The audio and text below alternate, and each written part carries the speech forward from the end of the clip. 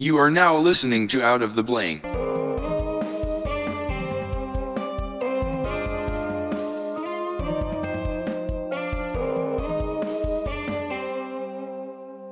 Welcome to another episode of Out of the Blank podcast. I'm here with Jared King. So Jared, nice to meet you, man. Seriously. Nice to meet you, man. So how'd you hear about the podcast? Well, it was honestly Hunter, and then you messaged me, and I was like, I want to do a podcast. I want to talk about things, so I was down. Because as soon as I messaged you about it, you were like, you already knew what it was. Usually when I try and give people a quick brief on it, they're just they don't know what it is. Like, is it an interview? I'm like, it's not really an interview. It's more like just a conversation with whoever it is. Of course, the first couple of minutes are usually structured. Like, I'll ask, the first thing I usually do is, what do you do for a living? Landscaping with Hunter Downs, and then my second job's at Advanced Auto Parts and Batteries. Which one do you prefer more? The landscaping one. Is that just because it's easier, less dealing with people, more? No, that job's so hard, but I like it. I don't know. I went to school for cars, and I spent about 2 years there, and I had a 600 horsepower Toyota MR2 Spider, and I flipped that, and I was in the hospital for 9 days. It doesn't really matter, but You're in the hospital for 9 days and it doesn't matter? Holy shit, man. Well, yeah, I punctured my lung and broke it. Whoa, tell me about this. Let's hit that. Holy crap. So I was I think I just turned 21. Yeah, I did, because I didn't even get the drink in Ocean City. I wasn't drunk, by the way, podcast, sorry. But I was racing and doing shit nobody should be doing on a highway. And a black Toyota Tacoma came, a drunk driver hit me, and I flipped 6 times and landed upside down in a ditch. And all I remember was them just gurning me in the hospital, and they put a tube in my lung to get the blood out, or whatever it was. And I was in PA, I was in Westchester, PA for 9 days in the hospital, and that fucking sucked. But what got into that was that's kind of what pushed me away from cars after a while. I still turned wrenches, but I don't know, Hunter took me under his wing kinda, and I didn't know A1 shit about landscaping, never cut grass a day in my life. And Mr. Downs, I try really hard for them, but that job sucks. Not in the sense that. It's tough. It's tough work, man. Yeah, and well, any landscaping job. Is that you on Snapchat? That's Jerry Garcia. No, that's not you. No, I follow him though. Who is he? Just some wrench turner. I've met him, but I've never He's in Berlin though. I think I've never hung out with him. Because I added him on Snapchat and I keep seeing him landscaping. I thought it was you because I was like, it seems like he's doing the same thing you and Hunter do. Yeah, it was just nonstop today. It was just since Hunter had to leave because his kid was sick, but it was just nonstop mulching and cutting weed whacking because I'm the slave. Is it do you prefer doing that? You said you prefer that over Advanced Auto. Why is that? Just because your car accident kind of leaves you? Because I bet that had to kind of, behind the wheel of the car, you're probably a little bit nervous after a while. Yeah, it was about a good year before I figured, the whole driving thing. I still don't I have a Trailblazer now, so I don't have a sports car. I don't even ever think I could ever get back into that. But the thing about Advanced is, I like it. It's fun, because I know how to help people, and that's how I turn it into I can work on cars and help people, but not have the anxiety of oh, I'm actually really working on a car.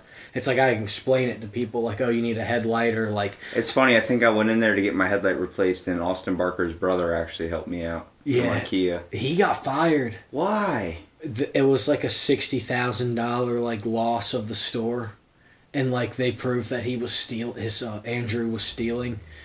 And I loved Andrew, but damn. And then Cody quit. And that's another thing that's been really sucking about the job is that it's either everybody's been fired or quit. And it's been at least 6 or 7 people.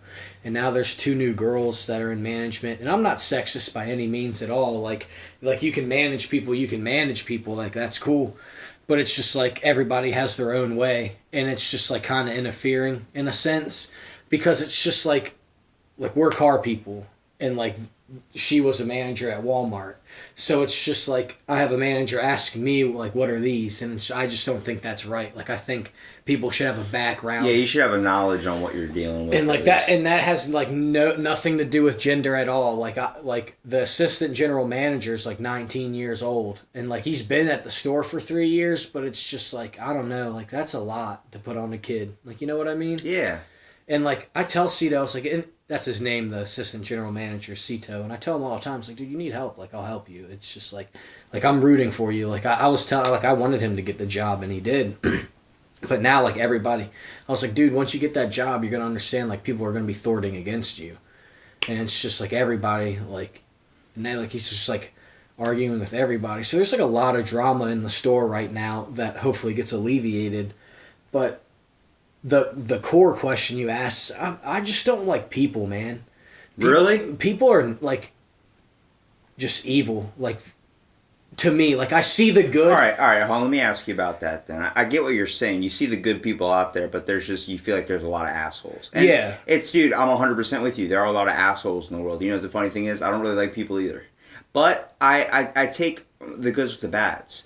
For every good person out there, there's a bad person there's like 10 more bad people. Mm-hmm. I think I changed my perspective around the time I hit like my 20s. Just getting like, I was getting depressed for a little while. I was so extroverted. I didn't talk to anybody. Mm-hmm. You know, I was the last person you would think to start a podcast because I was bullied really bad. So I was learning like I was either annoying or just needed to shut up. So I thought there was nothing I can do with talking. And then whenever I opened my mouth, it was going to hurt somebody. And then I forgot what it was. I was listening to Joe Rogan. He said something that was like, you know, you should start a podcast. Like talking to all of his people he talks to, he just says you should start a podcast. And it was the whole idea of like, everyone has a story to tell. I'm not good at, I mean, I can read a book, but I just won't do it. So it's like, you're telling me the story on Jared King. And it's not, like I said, my podcast is a conversation. If you have things you want to ask me that pop up in your mind, shoot free. But I understand 100% where you're saying you don't like people, because a lot of people out there just, they don't give a shit about others. It's, dude, I smoke weed a lot. Like, obviously, you know Hunter Down. I do DMT, it's okay. So, but, and I mean, it brings you to a whole nother perspective on reality when you smoke weed. I mean, for anybody that's even tried it, and everyone's out there has basically tried it, don't act like you haven't, but it's like, your whole mind changes on the world. Your feelings, your perceptions, just everything on, like, hell, the table that we're setting drinks on right now is like, it feels different when you're high. You get more sensitive to like the outside world and also numb. People. Or numb. Yeah. Either one. It's either both. But yeah, back to the advanced, like this is the whole thing about like me. It's just, like, I'm so like it's hard to keep track because I'm like so nervous on what to talk about, But let's talk about you for a second. Let's turn it on you. So, isn't your dad Skip Dixon? Yeah. And I know of you, and I don't want to pick and prod, but you lost a lot of weight, didn't you? Or you were sick for a time being? Yeah, I was, I actually got, like, kind of I go to the gym every day. I kind of have, like, what they call, like, a body dysmorphia. Mm-hmm. Mostly I think I'm bigger than I actually am. Like, not muscle-wise, but fat-wise, and that was just because bullying. I got pretty scarred at called fat a while. Mm-hmm. And then I got kind of a little bit, like, just kind of addicted to the gym where, I mean, I'm still at a low percentage. We're on Snapchat. I just never, like, post anything about my work. Like, I post, like, stupid shit. But I see you, like, you know, I see you there. And it's like, I mean, I'm there every day. I haven't missed a day. But it's just like, you get so into it, and then you just stop focusing on what the important things, like your body needs time to recover, and if you're not getting adequate recovery, like I don't sleep a whole lot either. I'm kind of like an insomniac, and it was just getting bad, man. And like where I decided to start a podcast was like kind of an outlet to kind of change the gym flow a little bit, like not kill myself being there 2 to 3 hours a day. And it's like we're all looking for something in life that we can find like a stress relief to. And it hits on the note, like, I don't know, man, it's tough because a lot of people don't realize they have a problem until they get there. And it's like I started taking, like, schools, like, psychology for chemical addiction. Yeah, chemical dependency. Because, like, that's, like, a big thing around here. Like, a lot of kids getting addicted to drugs. And, like, I always wondered why people drink all the time. I'm like, because there's nothing else to fucking do. I mean, Ocean City, when it's A not the resort summertime, town. there's nothing to do. I know, and that's like another thing, and it's like I like that Hunter's my friend and all, but like that's another thing I've noticed. Like I've been drinking a lot more, but I mean, it's also fun in the sense because I never really had friends growing up, so it's just like, oh, like my like I look at Hunter as like my like a legitimate friend, because like one of the only ones like right now, because everything that's been going on that I guess we'll talk about here in a minute. But like I'm a true like genuine person. Like if we're friends, I like can tell it, dude. it's like Brody, he ran off, and I was like, what's going on? Like, what's wrong? Like, you know, he's like, Brody's sick. I was like, all right, cool. Like, I'll stay here. Like, I got you. And his dad told me to go home because it was about the storm, but it was like just honestly too much work for one person. Like I was literally each yard's like 3 or 4 acres, like just cutting, and I was just running to get the weed whacking done so he could tomorrow get the like we're already behind, and he's like it was like 4:45, and I've been there since like 6 or 7 because it was supposed to be an early day, but then Hunter some other shit, and then it was just all day working. He sent me home, but I called him, and before I asked his dad, I was like, did you hear anything about Brody? And he's like, no. And I was like, I called him, and he answered, and I was like, well, what's going on? Like, you know, like, how's your son? Like, I care. It's like, but I feel like people, like, don't anymore. It's just like... We're too turned off, dude. It's a big thing. I have a problem with technology, mostly just because... Instant gratification, man. It's awesome, but the fact that, like, I walk into a store and there's a kid on his cell phone not looking up at all, bumping into people, not giving a shit. It's like we're too completely ignorant to the world, dude. I like to shut my phone off when I go into the store. I leave it in the car, just kind of enjoy it, dude. I'm telling you, the best thing is going grocery shopping when it's like either really early in the morning and you get to see the elderly people that do not, like, they don't have any technology, like phone out or anything. It's like, because then you can communicate too. Sometimes I want to communicate, I want the bullshit, you know what I mean? But sometimes I don't. I admit that. But I feel like if you're just completely turned off to the world in general, it's ridiculous. Like just going home inside, hoping nobody talks to you, hoping, you know, nobody says good morning to you at a store. I'm like, especially like the other day, I ran into the Dollar Tree and there was this woman that was like waiting at the counter for less than a minute. And I'm sitting there just kind of chilling, like it's my day off. I'm like, I don't care if I sit in Dollar Tree for 10 hours, dude. I don't give a shit. Exactly. And it's like, I got real problems. Yeah, it's like really, it's like I just spent basically $10 and felt like I robbed the store because I got so many items in my car. I just literally went down the aisle, just sticking my arm in the aisle, just shoving everything in there. And she was like, hello, I'm over here, and like being like real rude. And I was like, damn. And then like a woman's like, I'm coming. She's an older woman.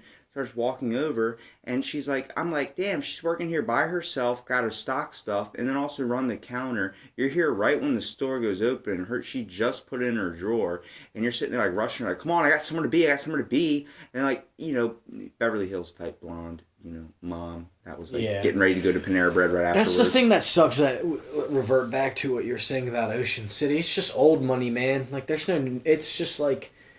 It's either like you have money or you don't, like, you know, here, and it sucks. And it's like, that's the big diversity in the school, because it's like rich, like, or rich enough to like be rich, but not want to go to like Worcester Prep.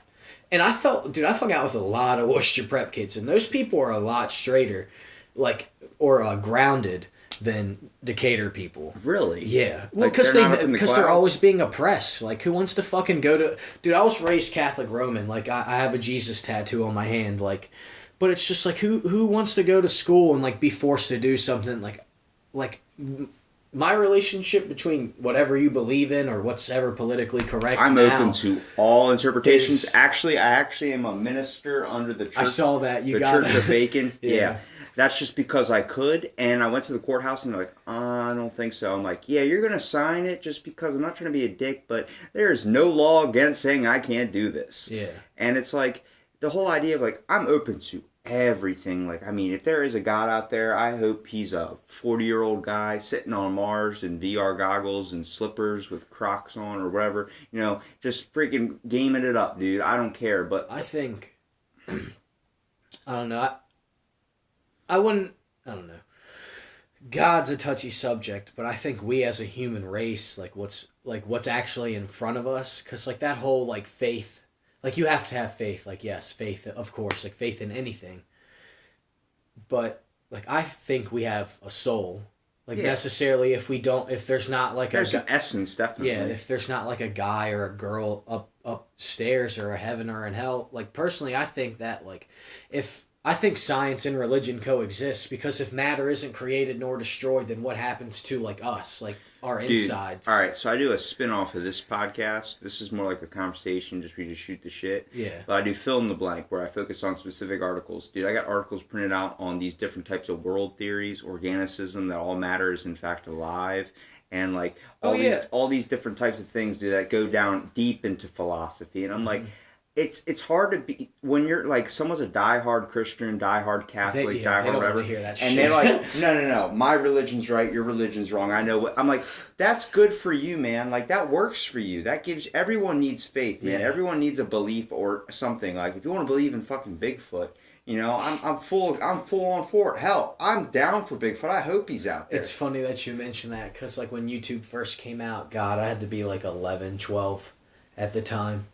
But me and my friends and I made this video, and we got like 100,000 views, and YouTube wouldn't. It was like we found Bigfoot, and YouTube sent us an email saying that they'd pay us a penny for every video.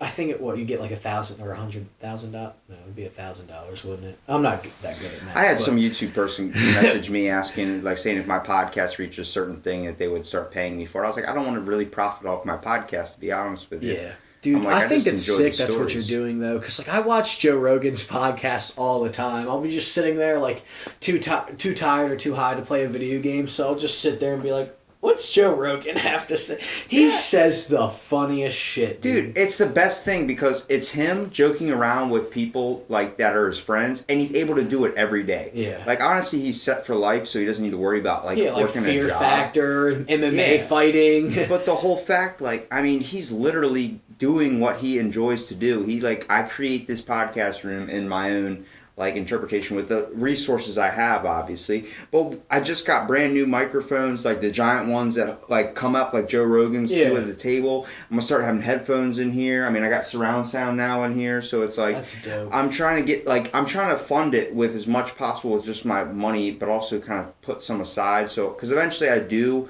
have an idea for like a store type thing where I can get people to come right off the boardwalk and then come right in and podcast.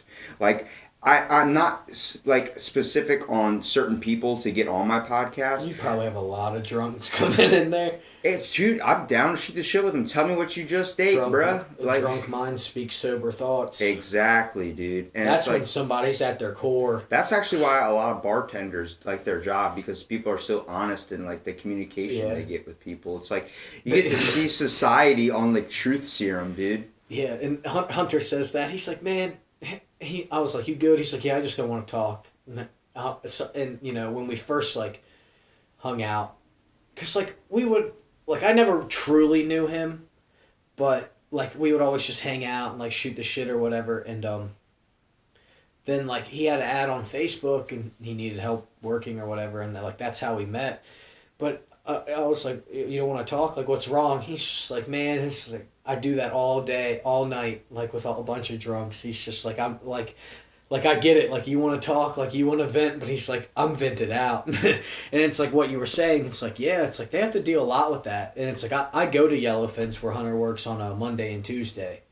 He works at Pizza 2 goes too, right? No. Oh, he doesn't work there anymore? No, I don't know. Yeah, I don't even know that he worked at Yellowfence or works there.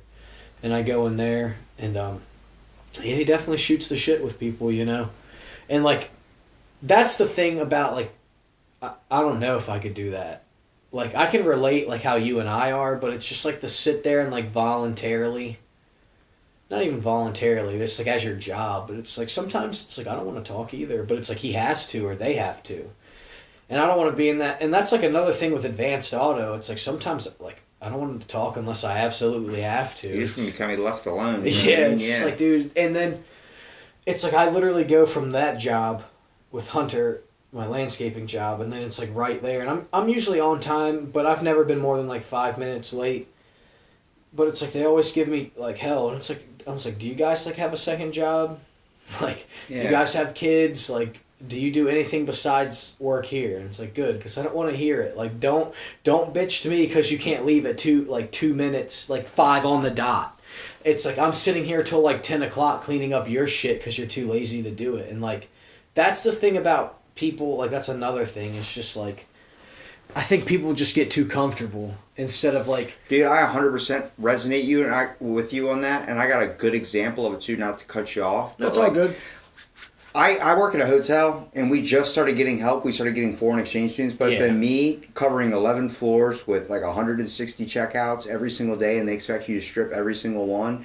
Dude, I didn't sit down and eat lunch. I don't sit down and do any of that. I just constantly move, pushing 800-pound linen carts, going in and out of rooms, throwing like dirty sheets and shit out of the rooms, cleaning up all the trash. My mom, I don't mean to cut you off, but my mom had basically, but she was like the contractor. So like she would take all the linens and fold them and then like bag them up and give them back to you. So like dude, I know what you go through. That's a fucking sweatshop. Like that shit, like at the end of the day, I'm like, I want to fucking go home and I just want to lay down. But like then I'm like, I got a podcast, I gotta do something. Like I wanna still have that it never stops. Yeah, dude. And I it's know how like, you feel. Like it was 2 days ago was a rough night. Just like went out, like partied, but I didn't really get any sleep yesterday because this girl out of the blue, like I haven't seen this lady or girl, this fucking girl, in like since freshman of high school, and I sold her weed like a week ago, or just like I just had some extra and I gave it to her, and she messaged me and she's like, I got a story for you. And I was like, okay. Like, what's up? She's like, I just got kicked out. Can we like get some more weed or whatever? And she's like, I guess we're going to rent a hotel in West Ocean City. And I was like, it was with her boyfriend. Like, I haven't met this girl in like forever. And I was just like, I got a free futon like mattress in my living room. I was like, if you want to sleep there until you like drive to Colorado or Georgia. I don't know if they decided. I was like, that's cool. So like they came over and never met the boyfriend. His name was Max, if I remember correctly. And we were just smoking, watching YouTube. And like it's nice. Like that was nice. Like, you know, it's just like still seeing that like people are still good. Like, yeah. Like I saw her and like we talked. I didn't go to sleep till like 3. You didn't get murdered or anything. Yeah, with a rock. Yeah, my butthole didn't hurt or anything like that. So you had your kidneys. No, but it's the whole thing. See, people are going to hear that and they're going to be like, "What the hell?" Like, first of all, you're doing so many things wrong in the first place. I'm like, there's no difference from doing that and helping an old lady with groceries in her car, like walk across the street. It's literally no difference. People are just so jaded. It's like, dude, like. I hope people listening on this podcast would do the same for somebody, because it's just like I've been homeless, dude. Like I've been stranded, sleeping in cars. Like I would pray to God somebody would do the same for me. Like, how'd you become homeless? This is like the beginning of my life when I was younger, like with my mom and my dad, and like a lot of shit in between that we can like cover if you want. But my dad was a Prince George's County cop. And he just went on a bad call, and he came back, and it was like a 12-dude pileup, 2 dudes with guns, and he just came back, and he was just never the same dad, or like the same person. He had PTSD, and he like for a year or 2, he just like didn't know how to handle himself, and like he and my mom would like physically fight, and like I don't blame my dad for that, because like I would literally sit there and watch him. And he would just sit there and like stare out the window, or just like wasn't even like coherent. Yeah. And like I don't blame him for that at all or anything like that. Like I mean, like he got help eventually and he got better, but it was just like constant fighting, and like he would back and forth, and like my mom was getting tired of it, and my dad like didn't know how to like. It's unintentional pressure is what it is, because it's a scenario that he couldn't have stopped. He tried his best to help out in the situation, and he came home with like an imprint or a lingering like stain on him. Well, I think what happened was that like I don't know, like back then, like how well the like walkie-talkies or whatever, the communication system they call it. But he said that it was down for like they said it was down for like 20 minutes. The only reason why my dad lived was because an off-duty officer came and like broke it up apparently. But he always kept saying it felt like he felt like 3 years. So like it felt like all day. He was like trying to stop this, and it was only like 20 minutes. I was like, fuck, man. And so like my dad couldn't become a cop anymore, so he became a brick mason. Then he started drinking and then smoking, and then he just never took care of himself. So he had a heart attack. December, which Pearl Harbor Day? The December 9th or 7th. That's bad, isn't it? I think it's the 9th. I'm not going to even question on that because I don't know. I don't know the specific date either. But yeah, it was on Pearl Harbor Day, but not the actual date. But that happened, and whatever. He came home, fucking plopped dead. And then my mom was never the same after that, so that was like fucking nuts. And then she became a hypochondriac and a pill popper. Like she thinks everything's under the sun's wrong with her, but like whatever. Like I love my mom, and like she's the only one I got. You spend enough time on WebMD, they're gonna convince you got some symptoms. I swear to God, I thought I was growing a second head out of my ass at one point. So, well, she's disabled too. Like she got in a bad car accident. Well, actually, a Pepsi truck rear-ended her. I bet this podcast is like, what the fuck?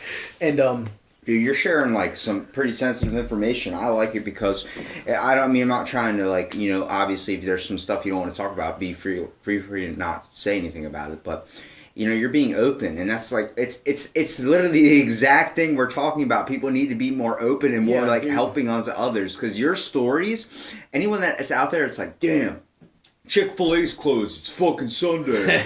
They're gonna listen to this and then hear your shit, and they're like, why the hell am I complaining I couldn't get a spicy chicken sandwich? I'm like, I understand that struggle for real. Yeah. Like, you're not able to get your double pump espresso shot and your mocha fritz cappuccino at Starbucks. I understand that drama. Yeah. But that, like, it's real. Like, nobody can complain because there's always someone out there. It's like you said, everybody has a story to tell, and it's like I'm not sitting here telling you this like because I want attention, or I'm just like as raw as a dirty needle, dude. Like I just tell people how it is, and be open. Like, that's what more people need to be in this world. And like anyway. That's ruined. That's honestly what I was in a Let's finish the life thing first, then we'll get back into relations. But yeah, I was 14. My dad passed away, and my mom basically like gave up on life and me, and I don't forgive her for that. Well, I guess I should, in a way I do, but I guess I won't forget. And I mean, she looks out for me, like, she's like a mom, but like her dad died. She got hit by a Pepsi truck, and then she watched the person that she loved wither away into nothing. So like I get it. Like I get where she's coming from, but it's just like, I don't know, like I feel like it's like like you said, it could be worse, but it's just like I've never once thought about giving up, like, and like I don't know, and that's what scares me, because it's just like, am I gonna be able to do another 25 or like 24 years of this? And it's just like because I can only imagine like what my mom's gone through, but it's just like, I guess that's the fire in me, because it's just like how you said, like Hunter and his dad made me feel real fucking dumb. And at the beginning, because like no one's ever showed me shit. Like, basically my dad was like, dude, not there. I don't even know how to tie my fucking shoes. Yeah. So I feel you. My mom's like, you never learned? I was like, you told my brother to teach me. And my brother was like, oh, if you don't get it now, you're never going to learn. I'm like, well, I never fucking learned. And it's not against him, and I'm fine. I obviously can function without it. But the whole idea is, like, I don't really care to learn it right now, but it's not like if someone's going to teach me and then get mad at me over trying to learn it now, it's like, what, you're 21 and you don't know how to tie your shoes? It's like, fuck, like, no one ever took the time to fuck. Like, the like kids don't know how to start their fucking lawnmower. Like, yeah, and people don't fucking get that. And Mr. Downs was yelling at me, and I was just like, him and I finally had a conversation. Like, him and I are cool now. Like, we're actually not like friends, but like he accepts me for who I am, and like he understands how he has to talk to me. And I fucking threw this weed whacker down, and I was just like, Mr. Downs, I was yelling, like I was fucking pissed. But I keep I've always like Sir, Mister, but I was like Mr. Downs, like this is fucking bullshit. I was like, I'm on time every fucking day on this job, more so than your son because he has a son that he has to take to daycare, and like obviously other things pop up. I was like, I give you a fucking 110% every day, and I was like, I get it, I am fucking dumb, and I was like, you know what? No one's ever fucking showed me shit, and then a bunch of other words were said, and then he finally came back to me, and he's like, well, are you still working? I was like, well, do I still have a job? And then him and I were talking, and he's like, well, like, what do you mean? Like, what's your life like? And I was just like, dude, like, you know, my dad passed away when I was 14. My mom, like, not using this as an excuse, like, because I want to get better, and, like, I have been getting better. Like, I know how to use a weed whacker. Like, I know how to grade. You're learning, dude. Like, everyone needs to learn. You but it's somewhere. Like, and that's another thing. I was like, dude, like, you can't... It's like, yeah, I've been working for you for a year, but 6 months of that was in the winter. Like, we weren't cutting grass. And then 3 months of that was you on vacation, so we didn't even work. And then, like, you throw me into it, and it's just like, I've only ever cut grass one time with you before. He's like, I was like, you need to get that straight. It's like, yeah, I've been working with you for, like, almost a year, but it's just like, I've only cut grass for you. I think it's been 11 times now. And... like, he's been saying, like, you're getting better, you're improving and shit, but it's just, like, you can't hold me to the, like, you and your son have been doing this for 15 plus fucking years. Like, I don't know anyone's shit about landscaping, and it's, like, and it should show to you, like, I want to learn, like, I'm still here, like, I can just say fuck this and go do whatever, like, go work on cars or, like, do whatever, but it's just, like... what you're experiencing is not, like, it's not something that's just relevant to you, it's relevant to so many people out there, because so many people get pushed on, and people expect shit to get done that they don't even know how to do on their first day. Well, getting back to that, it's just like, I've been so... You say, extroverted? Then what's introverted? That you like talking to people? Well, alright, so actually I got that wrong. Was an introvert. I was inside all the time. Yeah. Extrovert's being out and open. So you and I are on the same page then, because it's just like... I never had any friends. Like, I was fat as fuck when I was a kid. Like... I've been the same height since 8th grade, but I was just plump, like, had all the baby fat, and, like, everybody thought I was, like, a fucking giant, like, which I was in 8th grade at the time. Like, I was, like, 5'10", 5'11", like, and I never got any taller, but it was, like, I was really fat, and then, like, you know, just getting bullied, and always just, like, the constant fucking fighting is what, like, I got tired of it. It's like, drama, you know? dude. And the it's world's just like consumed by it. It's like, dude, like, I don't want to fight you. Like I don't like why can't we all just get along? Like, it's like the same thing as a job. Like, just be cordial. Like, yeah. I don't know, kids are like, and dude, like, I've bullied people. Like, you like, we've all fucking done wrong. Like, you know, and looking back on it, like, God, I wish I could, you know, not do half the things I've done, but it's just like, you live and you learn. Like, dude, it's the killer 8 theory, man. I don't know if you ever heard about this, but society literally has a need for aggression. It needs to have... There's always going to be war. There's always going to be conflict. If someone's always looking out, they just need that. They need an argument. Well, that's instinctual. For sure, like, yeah, we're all killers. Like, we have the ability to kill. Like, I don't care. Built on that though. Like, as a society, like, it's funny that you mentioned that, because Hunter was saying that he doesn't want Brody to know what guns are yet. And I was like, isn't that pretty fucked? That, like, it's like all around us, but, like, that's the worst possible thing a child could know is a gun. Like, you know, it's just like, that's fucked. And, like, did you hear about that Flower Street shooting?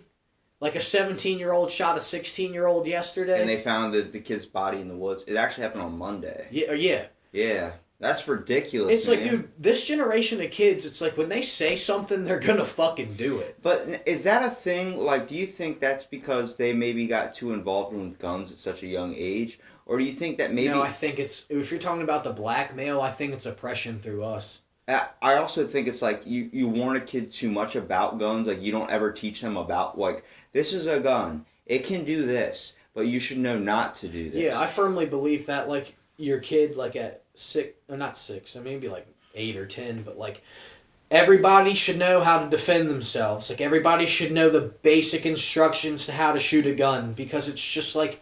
All these schools I firmly fucking believe every teacher should have a fucking gun, and I don't give a damn if you think that's irrational. Like, fuck you. Like, we have cops that are too fucking pussy to shoot somebody. That's their job. Back when I'm in school, I wouldn't have wanted the teacher to get a gun because I know I'd be fucking dead after day one. But I just... Exactly. That's just how I was, but... the whole fact, like, it makes sense, man. They definitely should have a program, at least where they learn how to shoot and learn And how to defend yourself. Yeah. It's just like, dude, like the common core things of common sense. Turning off the fucking lights and going into the corner room is not going to help if a shooter. Yeah, walks like, into the dude, building. like. Oh, they're not in there. It's fucking 11 feel like- o'clock. Like, nobody's in school right now. Really? It's a fucking Monday. I feel like we're at the cutoff generation where it's just like we have enough respect to understand what life was like.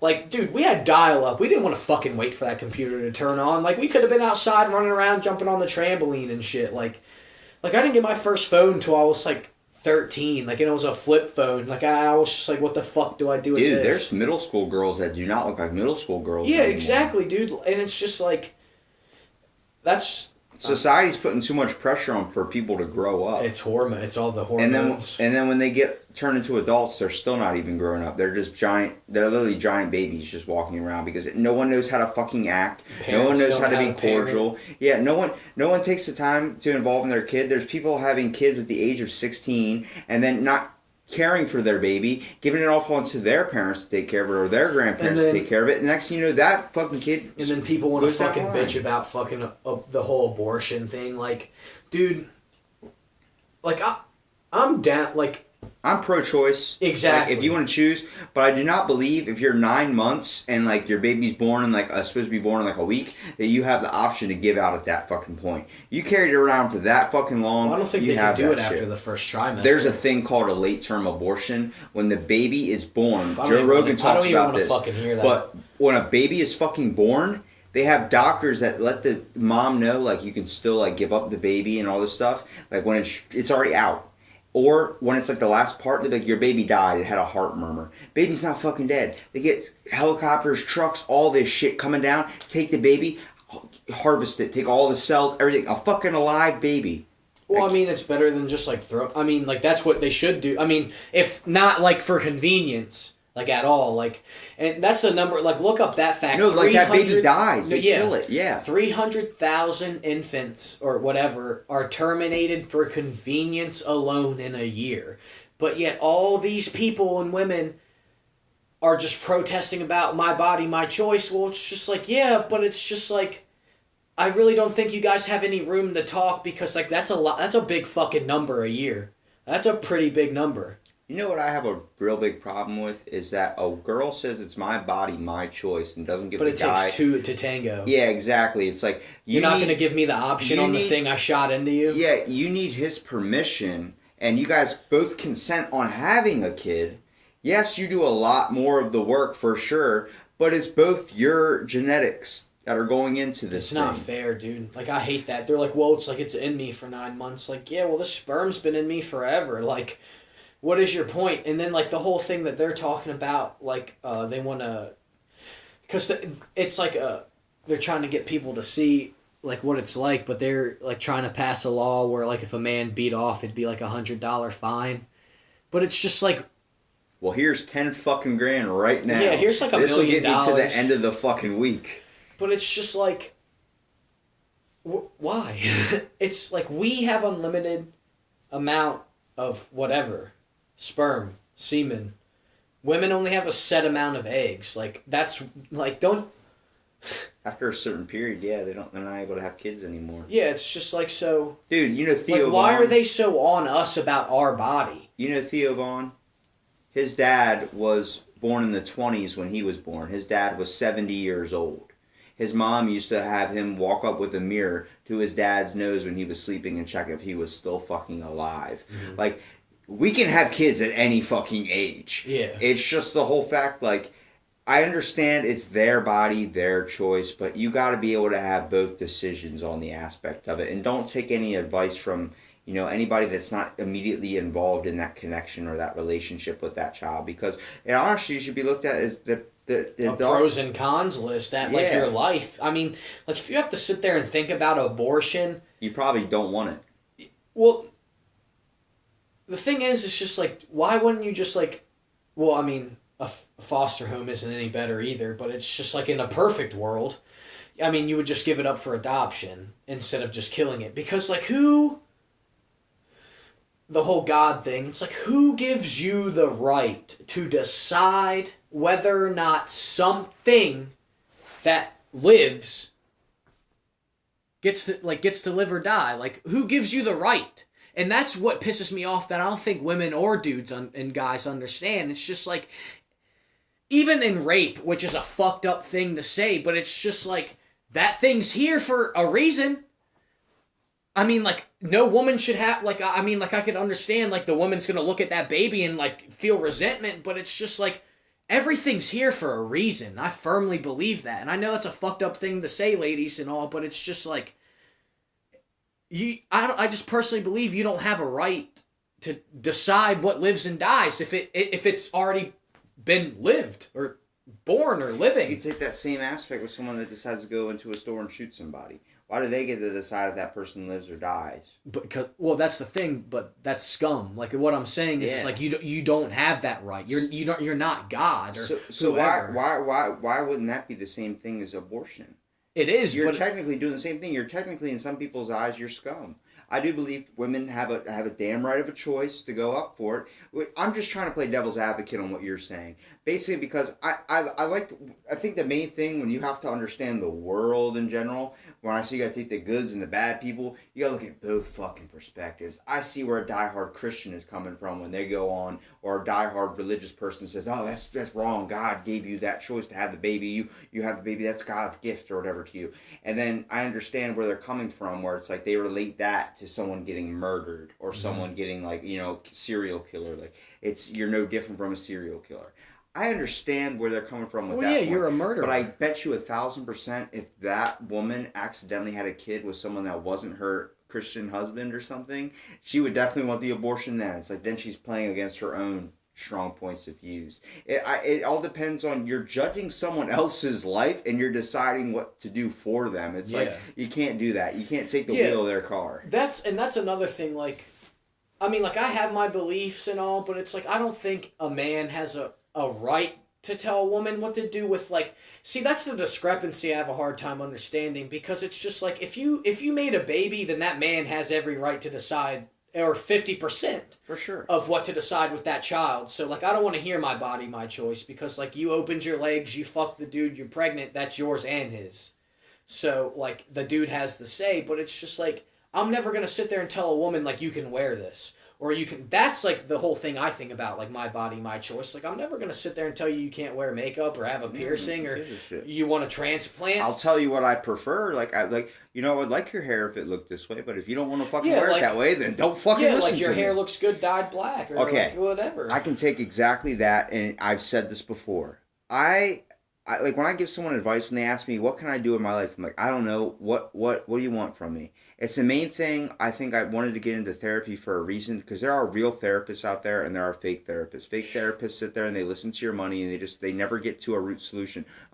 Okay, well, time's up. I'll see you next session. When the fuck is something going to get solved? Yeah. If I was a therapist, the main reason why I started the podcast, not to be like a form of therapy. I like it. This is nice. Like, yeah, you see, you were, when you first came in here, you're kind of a little bit nervous, a little bit sitting forward, didn't know what was going to happen. Now you're sitting back, like, fucking, like, getting into it. I love it. And it's the whole idea, like, I want to see the spark in your eyes with the passion. I want to hear your problems. I want to know how maybe we can solve and fix them. I only know one therapist that I've met in my entire life, my buddy's mom.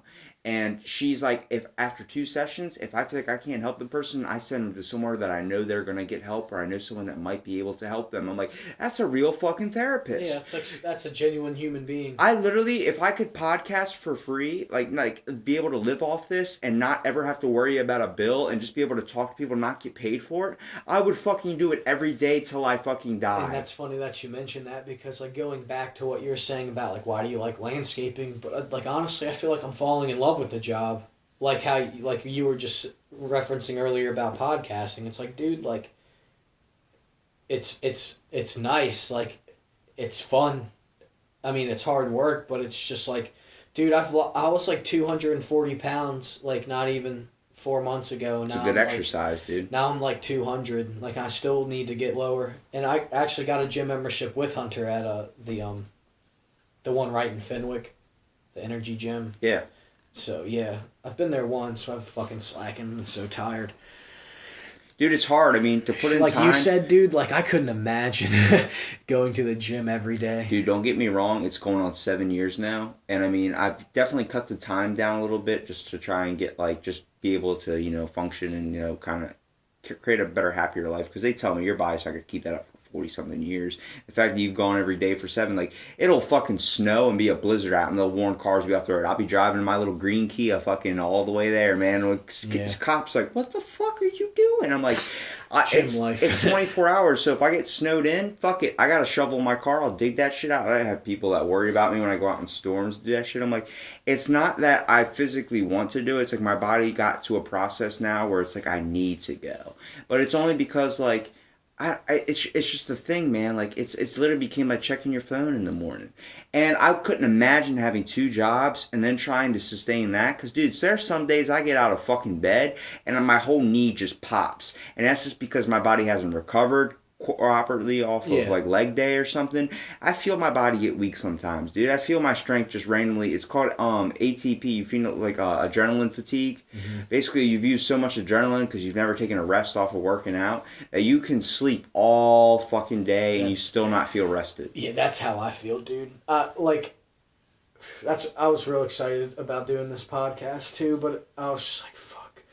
Like, God, like like how you're saying the devil's advocate, but I was like on the other side, I was like, man, I could just be fucking sleeping for like 16 hours. Dude, I know. I'm like, and that's why I try and tell people, I'm like, look, I understand, like, if you just don't feel like getting out of the house because we all get comfortable inside the house. Like, fuck, like, I had a long day, I don't feel like going, I don't want to do that shit. I understand, dude, but I'm not. Like, I always want people to know, once they get here and you start talking, it's like, as soon as you step out the door, you're good to go. But, like, I understand, like, when someone goes, I don't mean to bail out again, but it's like, dude, I get it. I understand how life is. I just want you to know, like, when I schedule something, I set that shit down, got a calendar, I'm making sure I'm there, making sure I got everything fucking set up, ready to go, just because I don't want to feel like I'm not giving 100%. Yeah, like you're letting them down. It's like I would never try and bail on a podcast, and that's not come out of you it's not come out of anybody that's ever bailed out on one. It's the whole idea. I understand how hard it is. I just want you to know, like, I'm talking to you right now, like, look at me. I think you're interesting, dude. I've never met you in my entire life, and I just met you today, and, like, what right when the door is, I already liked you immediately, man. I can tell when there's good people in this world, dude. You're a good guy. You've been through some shit for sure. But, I mean, the fact that you can persevere that and still be able to, like, live a life, like, nobody should be hating their life, at least around in Ocean City that I know of or have met so far. Let's talk about some serious shit. Like, you think I'm opening up now, like, dude, let's enter that dark web. Yeah, let's enter that Bitcoin shit. You say, like, I persevere, but dude, it's a fucking struggle sometimes. Like, dude, like, in my mental, I've only ever told one person this, but in my mental, it feels like I'm just, like, stuck in a box. And it's like God's up here, or, like, the bright, or, like, what the good that I'm supposed to be doing. Like, I'm in the box. And there's, like, it's either going to be, like, me against me, or, like, the wrong that I've done, or, like, the people that I've hurt, or the people that have hurt me. And then it's, like, the devil. And it's just, like, some morning, especially when I listen to music in the morning, I firmly believe music, like, cures a lot of things. But it also hurts, too. And, like, I listen to music in the morning, and I can just feel myself, like, getting in that headspace and just, like, thinking, like, listening to songs where it's just, like, the bad guy's talking to you, and then it's just, like, another song, like, it's, like, crazy shit, but it's just, like, dude, persevering, I wouldn't say persevering. Every day's a struggle. Dude, for anybody. Every day's a struggle for everyone, and I understand 100% what you're talking about, where you feel like there's demons pulling at you. It's the same thing. Someone, I forgot who said it, but he linked depression with being someone strapping you down to a board, and then every day that board gets tighter and tighter and tighter and tighter until, like, some people just snap. But it's a whole aspect of, you feel like you're in a box. What can get you out of that box? Do you know how to throw that ladder out and get to where you want to be? You talk about where you know you should be doing good and what you should be doing. What do you believe that you're not doing that you should be doing better? I don't know, man. What's your passion? That's the true question here. What do you find the most interesting? It can be something completely fucking ridiculous, man. There's something out there that you've My always passion, wanted to do. Yeah, but it's what everybody wants to do, but they always fall short of. And What? Helping everybody. Yeah. And like that's the thing, like I'm so constantly like overthinking and like so worried about like the fucking world's problems instead of my own. And like as I get older I understand, like I sit back. But to answer your question, like honestly I don't know. I honestly feel like I only sink to like the black. Like I've never risen. Like there's things that I do good, but I don't know. There's still like a lot of things. Like I want to go to Life Crisis because like I was in a 9-month relationship with this girl. I broke off a relationship with a girl I dated for 3 years to date this girl because I thought, like you know, like we had some like this could have been more than what I had. Like you know, like maybe like there could have been like marriage or like something. I just never felt that way before, and the first 4 months, dude, were fucking great. Like, everything I could ask for in a fucking girl. And then, like, I don't even want to say any names.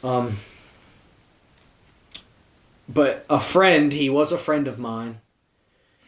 And I don't know, like, her parents were, like, skeptical of me dating her, because, like, I mean, you see me, like, I had gauges, like, a full beard and tattoos, like, most people, like... You can't judge a book by its cover, man. Yeah, I get that, and, like, they were hesitant of me dating, and they, like, realized that I wasn't a bad guy, and, it took a long time to, like, be able to get in their house, and then she fucking cheats on me with my friend, and fucking buys a plane ticket to Iowa, and, like, goes out and hangs out with him, and like whatever, and I'm just sitting thinking to myself, like, is there something wrong with me?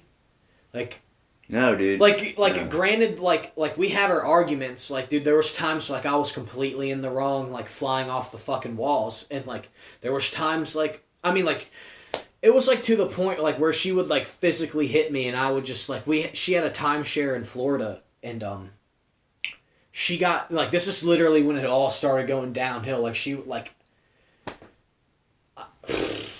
She was an assault victim, so I'm not going to go any further into that. But there was this girl at the timeshare, and she walked up to me, and her fucking like drunk husband was like right behind her, and they were asking for directions to like they were like so pissed drunk, and I was just like I answered the question, but it wasn't like in any like it wasn't even cordial. It was just like yeah over there, like they were just so drunk I didn't even want to talk to them.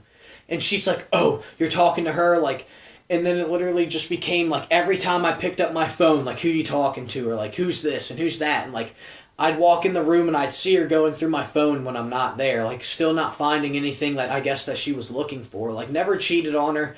Like, never did anything I wasn't supposed to. And it was just like, I'd play Xbox. And like, my friends... have friends that are females that play a game called Smite that we play. And, like, that was a no-no. Like, I couldn't do that. Like, I'd be yelled at over it. Or, like, I couldn't go out, like, with Hunter and, like, drink. You know?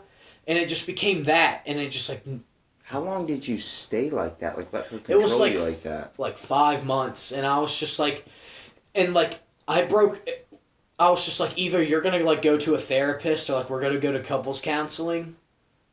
And, like, because, like, she is in the... That's not your fault, man. In my eyes, I see that. She's completely controlling, dude. Well, that's what it's like. And then I was, like, I told her, I was like, this isn't going to work unless, like, you talk to a therapist. Because, like, she was assaulted and, like, she never went and got help. And I always told her, like, I'll go with you if it's, like, that big of a deal. Like, I mean, it is, obviously. But I was just, like... Or, like, whatever, like, I'll do it. And she promised me that she would. And she went one time, and her mom and, like, everybody else just said, like, there's nothing wrong with her. And they turned it on me and saying, like, I was a narcissist.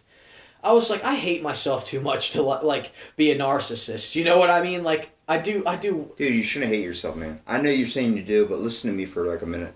You are a good dude. I can sense that about you, man. Like, I wouldn't say it if it wasn't true. You've been through some shit. And you've only scratched the surface, it seems like, of what the shit you've really been through. And let me tell you something, man.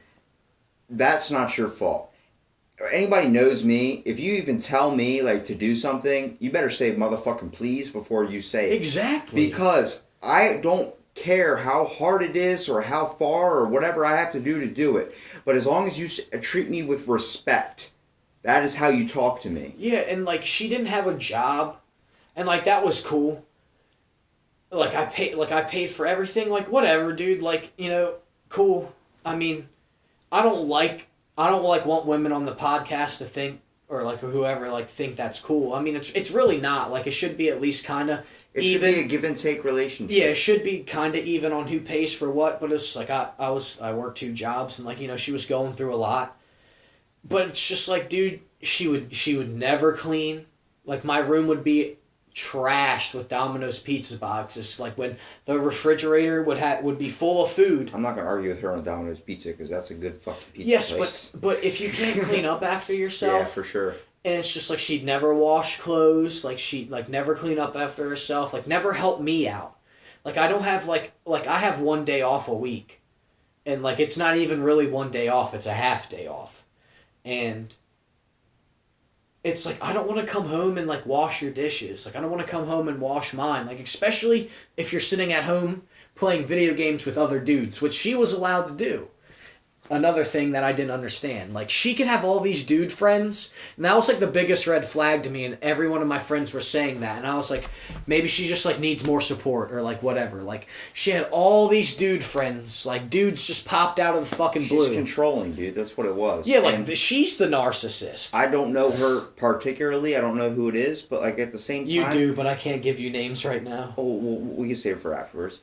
But like the whole idea, like I understand, like, but that's not your fault, man. And I understand you fell for someone, and you were trying to go do anything for them, but then you just realized it was too much. It was just toxic. Like shit gets fucked up. There are people that can't work together, and there are some people that are fucked up, and they need to find help on their own before they go and damage somebody else. And that's going back to how you're saying about therapists. Is like I honestly think like not that I mean like I don't think it was my fault, but it's just like I want to be better. Like there's things I could definitely like.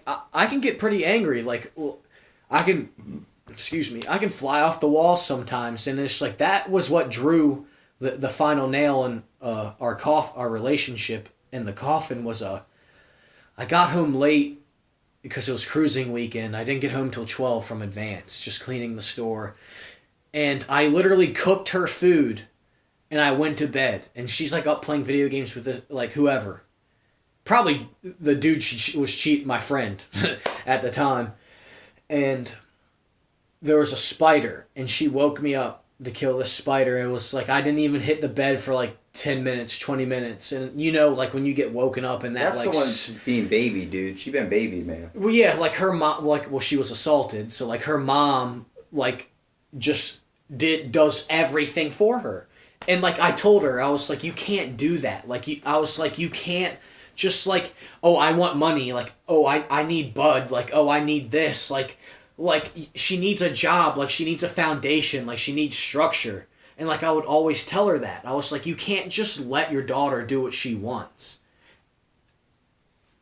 It's just like as simple She's as that. living with a gold spoon in her mouth, and you gotta understand that we're not at gold spoon standards. Yeah, and I think that's the on. stake. Like, that was the big stake between us because it's just like she never and that was probably her whole life because like this job that she finally got a job and it was working at the pool up here, and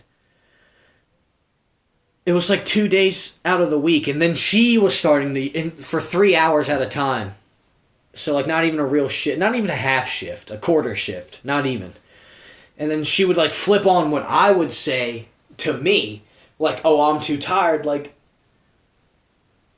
okay, yeah, whatever. Like, and I genuinely tried, like, but it's just like when people keep pushing you in a corner, like when they're controlling you, like you say, and they're pushing you in that corner, and like you're seeing, like, you're looking in their eyes, and you know that they're just purposefully like poking at you and fucking with you. And, like, they keep doing it for, like, 5 months. It's like, wouldn't you be fucking angry, too? Yeah. It's like, I do everything and like I get nothing in return. This actually I've talked about before. It's my main problem with like just society in general. We're all wearing a mask, man. Especially like what breaks up most relationships. Most relationships, like, it's everybody has good, something and to then they hide. get married, and the next thing you know, the person that you fell in love with, and this That's what I'm scared personality about, just man. changes, and you're like, who the fuck is this? Like, who's the person I fell in I love think with? it's our generation. Oh, though, this because is me now. Like, my sister's 20 years older than me. My mom had my sister when she was 16. And my mom had me when she was 38. And, like, my sister has been married to the same fucking dude since Moby Dick was a minnow. And fuck, that was a good one. I like that. And I asked him, I was like, Jenny, Kevin, I was like, what's the fucking secret, man? I was like, I just can't see myself being with the same person the rest of my life. As sad as that sound, I felt that way about this girl. Like, it never was interested in like when I dated that girl for 3 years, I never cheated on her, but like there was always it just wasn't like what I needed. Or like, I don't know how to describe it, like, but we don't need to get into The that. love wasn't there. That's fine, cause Like, yeah, you can be in a relationship Yeah. and like that's cool, like, and like that's cool. Like, you can be in a relationship, you guys can fuck, like, you guys can go do things, have dates, do whatever, but it's just like, I'm getting older now, man. Like, there's no connection. I don't see ourselves having a future together, so there's no point in even wasting yeah, any like, of we're our still time. friends, like, we still talk and stuff, but it's just like, It pisses me off when guys do that to girls, or girls do that to guys. Like, I mean, it's more like guys do it to girls, because a guy will date a girl for all these years, just use her completely over and again, knowing that he's never going to actually marry her, and then dump her when she hits like 30 or something. She's only got a limited time amount left to have kids. She's only got a limited amount of time. She just wastes. First of all, that's with anybody. A girl that invests all her time into a guy, or a guy invests all his time into a girl. the most valuable thing you can give to anybody. That's just the God's honest truth, and it's just like how you were saying about the mask. I definitely think dudes wear more of a mask than girls do, but in my case, it was the opposite. It's the But there's been times where, like, I've wore the mask, like, I've been the cheater, like, I've been the fucking asshole, like, and, like, people can be like, oh my god, like, we've all cheated, like, everybody has done something they were not supposed to do with somebody else, like, regardless of what it is, like, everybody's done it, like, even talking to another female when you're with somebody, like, in the flirting sense, is cheating. So, like, we've all done it, and, like, I can admit that. Like, that's fine. Like, do I regret it? Yeah. Like, that ruins relationships, like, and potential friendships. Like, I like ending a relationship on good terms. Like, oh, like, hey, see you out, like, outside. Like, oh, let's catch up. Like, talk, be friends. Like, not necessarily anything sexual at all, but just like, oh, like, hey, how are you? Good. Boom. See, the only crappy part about doing that is sometimes they still have feelings for you, Yeah, and then yeah. it seems like you're acting like they want you back or something. So then they ended up like, oh, you want to start talking again? You want to start dating again? It's like, you have a boyfriend. Well, that's just a girl in general, and not to sound sexist, but it's just like, you can't. I'm good. I'll take that water though. You can't. You can be friends with females 100%. Yeah. But like, if you fuck that female, and like you two are like, You established a bond or a connection in some way. that. I have a fucked up terminology, but I'm glad you can understand what I'm saying. So yeah, when you form that bond, then it's like, oh, in their mind we're a thing, but it's just like, in our mind it's like, no, this just kind of just happened. And I think women think, and I want to clear this up for you ladies if you're listening, it's just like, oh, I just lost my train of thought. Joe Rogan has a perfect thing that you're exactly what you're saying. Jack off before you hang out with a girl to determine if you really like her. Dude, I'm right there with you, because every fucking time I go to meet a girl out of lust and I fucking do that, it's like, damn, I was like, I don't want to go meet them now. Like, it's like nothing we talked about was interesting. You're It's fucking like we sexed up, horned up, man. Yeah, it's you were like we just torqued up wanted like to the fuck. interview where he's fucking ready to go, man. You're like a chimp grabbing onto his dick just running around, man. You gotta understand, like, it's not our fault. That's our hormones. That's just us going batshit fucking nuts. I think women can contain it better, but I think women are 10 times hornier than men are. There's a drug for a woman that can do that, and she gets just like that. There's actually a video, a guy puts it in her drink as a prank, and they're at a family fucking dinner, and she just starts going, we need to go upstairs. And starts like grabbing his hand and sticking it down like in front of her parents. We need to go the fuck upstairs. And as soon as he gets upstairs, she throws him on the bed and starts jumping on top of him, like getting ready to get naked and everything. He's like, whoa, your fucking family's downstairs. We're in your brother's room right now. She's like, I don't care, I need you now. It's like, it gets like that. Yes. If any girl just tried that, imagine that getting like that like once a week, or like all these different times or random times throughout the day where you can't even sleep sometimes. Like it's shit. But it's the fact that like you got to give us credit on being able to control that. But the whole aspect of, you shouldn't look at the guy as a piece of shit for that. I mean, yeah, if he goes and he falls into that every single fucking time, there might be something wrong with that dude. But the whole aspect is, guys make mistakes, women make mistakes. And that's the thing, like, I'm not, dude, like, we all like fucking. Like, okay, we all like fucking. Like, I like fucking, you like fucking, they like fucking. You know what kills it? What?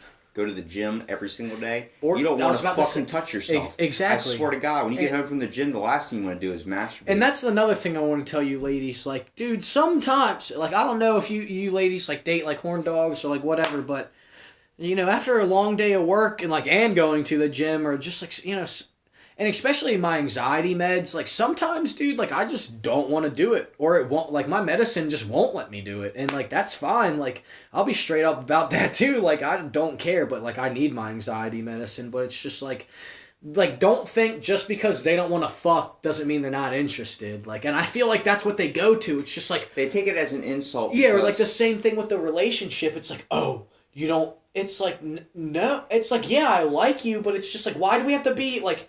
a thing when you want it to be. Well, you know? it's a scientific fact that women use that sex or those types of things as an emotional and sexual connection. So, like, for us, where it would just be like a thing to get, you know, out of the way, they see that as way more of an emotional connection with you. So if they don't have that emotional connection and they don't feel it at the time, then they feel like it's just going to keep getting distant and distant and distant, and eventually you're just going to lose interest. They feel like that's the only way they can establish it. Yes, thank you. So you can read my mind. I'm trying. Thank you. But it's like it's that's not the only way you can establish a connection. With some guys, that might be their train of thought, but not every guy is the exact same. Just like not every girl is the exact same. No book is the exact same. Yeah. We all have different thoughts in the world. Some that may be similar to others. And that's the fucking coolest thing about a book. Exactly. Let's get on some Joe Rogan shit. Yeah, okay. Everybody interprets everything differently. Yeah, for sure. Like, somebody can symbolically think that meant something on the book, or something else, or like the Bible or anything else, and it's just like, I think that's what people fail to realize, and like that's why people are so fucking evil to each other. It's just like, I don't think like you. You don't think like me. And it's like you're sitting there and you're like projecting yourself onto them, and it's like that's not how it works, man. Like you gotta put in time to get time. Like, you gotta understand how people work. You can structure yourself around somebody, like a famous hero, whatever, a famous model. Yeah, Girls Superman, try their hardest to do it. Batman. Guys try their hardest to do it. When society always tries to implement these notions of what you need to look like, what you have to be like, the perfect body. I work out every day super hard, not for anybody else but me. I will never take my shirt off when I'm on the boardwalk. Even if I have a fucking six-pack and I see somebody in front of me that has like nothing, but is just shirtless, thinking they're all buff and shit and they're not, I'll never try and embarrass that person. I've had family members, friends, all try and rip my shirt off, be like, dude, you're 3% body fat, just rip it. That's not me bragging. I have a fucking... I worked for that. Like, I worked for it. I don't need anybody else fucking knowing that I have it. I don't like taking my shirt off to get in the fucking shower. Before I get in the shower, I make sure the whole fucking bathroom's steamed up so I can't see myself in a fucking mirror. You walk in my room, I have one mirror. It's above the face line. That's it. And like, why don't you like look at yourself? The only time I ever stare at myself is in the gym. And the only reason why I still go to the gym and work out is because every fucking mirror in that gym is all over every single wall. There's no getting away from your image. And you know what? I'm 100% okay with that when I'm in there, because the reason that pushes me harder to work out is because when I see what I see, I know I can keep on fucking driving to get to the next end. You want change in your life, you make fucking change. Nothing's gonna happen. Nobody's gonna gift a fucking rat turd in your lap, man. There's no fucking pill that you can take to fix you. You literally need to... I feel that. That's emotional. Like, I feel what you just said. I never thought about it that way, man. How you said it. But I think about it like when I look at myself in the mirror. Like, not as my body. Unfortunately, I don't feel that like how you feel in that regard. I mean, like, I could definitely lose weight, but like I understand like where you're coming from. But it's like I never like learning that from your perspective was just eye opening. How it's just like you said. I only had one person that could relate to me on that, and that's the only person that was a transgender, and she's gender dysmorphic or dysphoria, where you look in the mirror and you do not like what you see. Mm-hmm. Same thing with body dysphoria. She looked down, or he's a he now, but looked down and saw this girl parts that he did not want. Then he started taking male testosterone. He's getting everything kind of fixed and going into that direction. I'm 100% for that. I used to think like, all right, if you can flip your gender back and forth, do all that. I don't believe in that bullshit. I don't believe you can flip it every 5 minutes. But if you truly feel that you're not who you are, you feel like God gave you the wrong body or gave you the wrong roll of the dice. You know, life gave you the shit end of the stick. You have the opportunity to change that. I believe you should be at a very smart or developmental age, like parents that try and get their kids to do it at the age of 6. That's fucked. But so let your fucking child. It's not even sentient yet. Like, let it think its own thoughts. If your brain has fully developed and you want to choose to go after whatever you want to pursue, you have my 100% acceptance in that. I'm never going to fuck with you on it, whatever. But the whole factor is you need to have an understanding or a basis of how life is at this point that I've gotten to. And that's at a good age, like 18 or 20. You know, once you get there, you're able to start making decisions for yourself. But a kid getting medicated for ADHD when he's just a child, what's to diagnose that kid from having ADHD? More Joe Rogan shit. The fucking chemical compound, the difference between Adderall and meth is literally one fucking comb. Or that trichome or whatever it is, the DNA of the DNA. So it's just like, you remember, it's like you'd have a blob, a stick, a blob, a stick, a blob, and then it would come down. Well, that's Adderall. Well, meth is literally one more blob. Yep. And it's just like, I've taken Adderall, and I have low blood pressure. I have ADHD, so I've taken Adderall before too. It definitely keeps it feels like someone kind of numbs you down, or like your thoughts are clouded. Like, I couldn't reach for instead of my mind thinking of a million different things, like what's happening right now, and just being so energetic and like needing to tap my foot or do something. When I took it, I felt like I just slowed down. Like someone just hit the play button and started just like speed was at 1.5. But like I feel like I'm always at a 4 right now. And it helped for sure.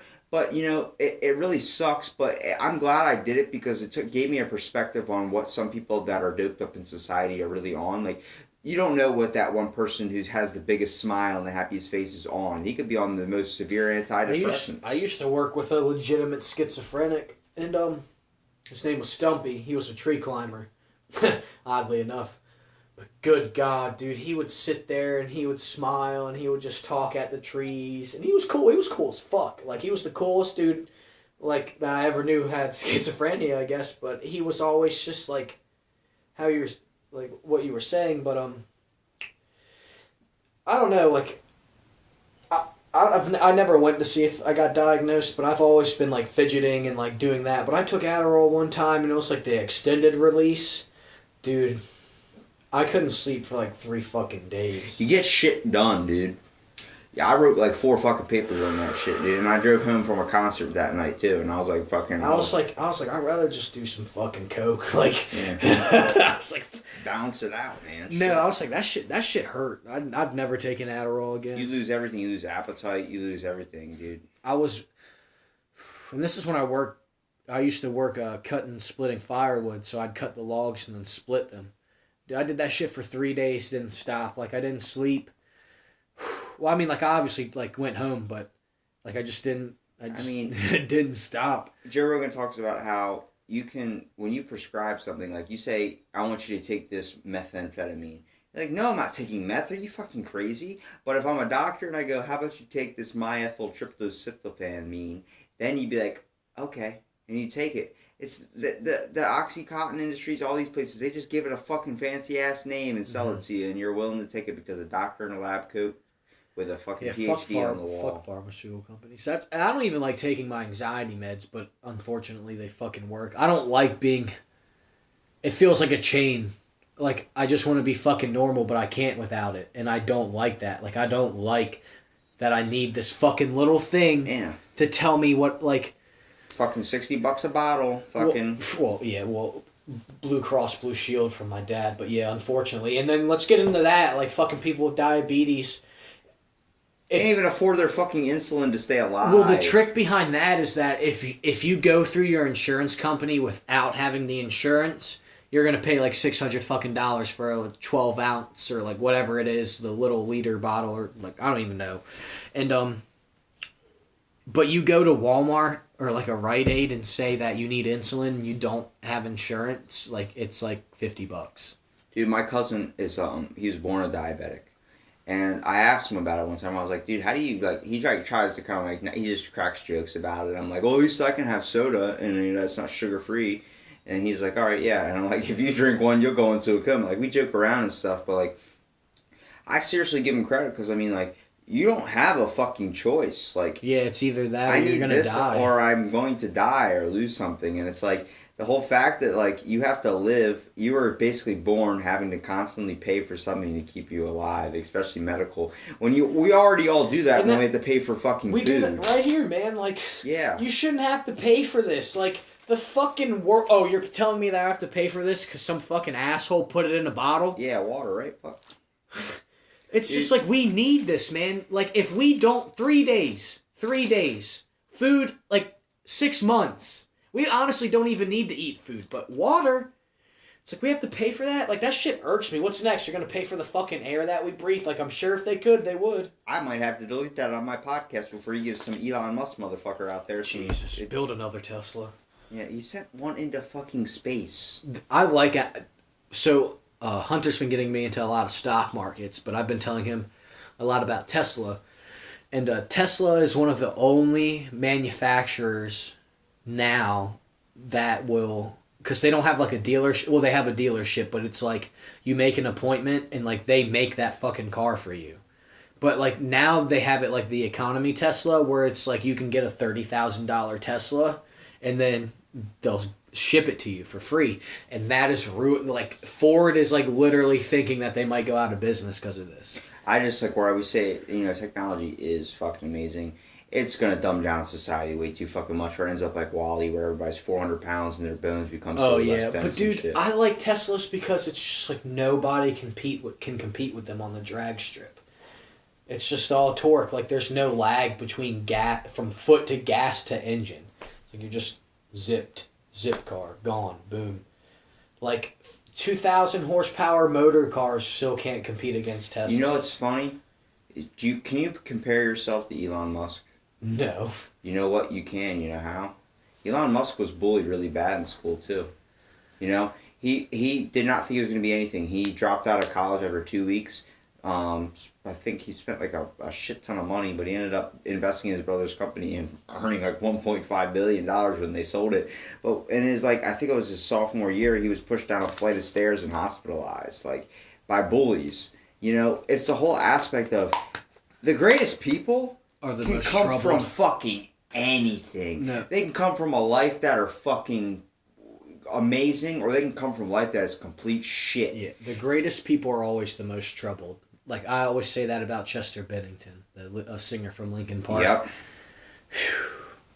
Or Robert Williams. Robin Williams, Yeah, the guy. Robin I mean, major, and my cousin just mentioned this today about, you know, he's just severe depression and they're hiding it. It's like the most wisest and happiest. You could people. see it in his eyes, Yeah. though, like when he was acting. You could it's like a fucking wild animal that gets caged, and you just see that that gleam. When's that evil gonna break out? Right? No, it's not even that. It's just like that gleam of like what it used to, like for the wild animal. It's like you see it in their eyes, like that instinct, like that they're free, that like they, you know, I'm the fucking lion, like I run this shit. But like you fucking cage a wild animal and you just see that like life leave their eyes and then they're just lifeless. And that's the way I look at it. Like, it's the same thing you're talking about where, like, you know, lust is, like, you know, the thing you got, like, guys should probably jack off before they go hang out with a girl. The lust thing, that's, like, the same thing with, like, depression. That's my number one sin, dude. It's a lustful demon. That's depression, dude. It's a lustful demon. Literally wants your soul. And it's going to do anything, any sneaky little sexual trick to get that soul. And you keep that demon locked away sometimes. But sometimes that fucking motherfucker comes out. And once you let him grab a hold of your wheel, like, you're fucked, dude, because he will take that son of a bitch over. Dude. And I'll tell you right now, it still is, like you... And it's hard. Like, I never cheated on my past 2 girlfriends because I really, like, I'll tell you right now, dude, like, that, like, when I, like, no, like I said, no one ever told me, it's like, oh, I can do this with this. It's like, oh, cool. Like, I want to do it all the time. And then, like, you realize, like, you're, like, 14, 15, you get older, and it's like, dude, you hurt a lot of people. Because, like, of something that's not even important. Like, sex is not important. Like, it's fun. Like, and yes, we need it.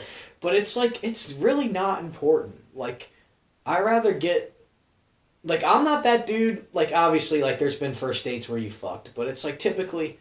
I don't want to be that dude who does that. Like, I want to go on a date, like, I'm going to be the dude who's going to open the door for, like, the car door, like, whatever. Like, I'm going to be, like, chivalry isn't dead in my book. Like, there's a time and place for everything, and it's just, like... And dudes have to understand that, like... And like you said, it is a demon. Like, I think it's a demon for every dude. Like, it's fucking real hard to control yourself. And not even the aspect of, like, controlling yourself, like, as if you would force yourself onto somebody... But, like, in the aspect, it's, like, it's hard sometimes to not be sexual. And, like, in a sense, because it's just, like how you were saying, like, dude, like, Disney movies, like, don't tell me, like, Disney movies don't persuade women to think that they're fucking princesses and, like, need to be treated a certain way. Just like how our society tells dudes that fucking bitches and, like, doing this and getting, like, whatever is fucking cool when it's not. It's the only thing. It's the only reason it gets views. Like Jersey Shore and all that shit only became popular because it was like you're watching pure aggression. It's what we're all striving to get after. If we can't find it in our own life and we can't make it in our own life, we're going to try and find it somewhere else. Either with creating conflicts at work by trying to get somebody in trouble, lose their job. We're always like either comparing ourselves or trying to create problems.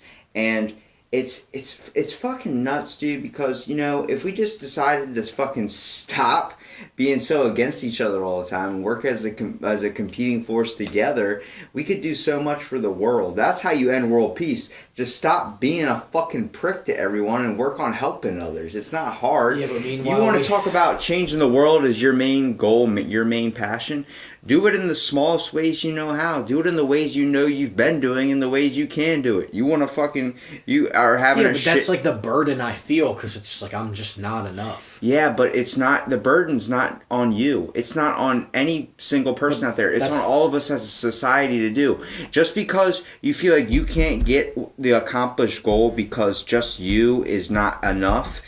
Don't just think that. Think that you're doing your part. Now, we just need everyone to start realizing they need to start doing their part as well. But it's not on you to try and convince them to do that. It's not on me to try and convince them to do that. It's not on anybody. They need to come to that realization themselves. Some of them might not do this. The same thing with global warming. Did you see Bill Nye, what he put up on fucking Facebook? God. The world's on fucking fire. I taught you kids when you were young. He goes, now it's time to fucking learn. Like, he's done with it. He's like, seriously, like, this is the only way he can communicate with you is by fucking yelling at you to get the point across. Well, dude, it's just because we have all the wrong people in office. Like, we literally have women in office that think a rape kit isn't a fucking abortion in one. And then we have fucking dudes in office that say what it was, a female's body has ways of pushing it out or rejecting a penis. It's like, what the fuck? And, like, all this, like, dude, like, the straight, like, fucking skeptical shit you'd never even think somebody's gonna fucking say.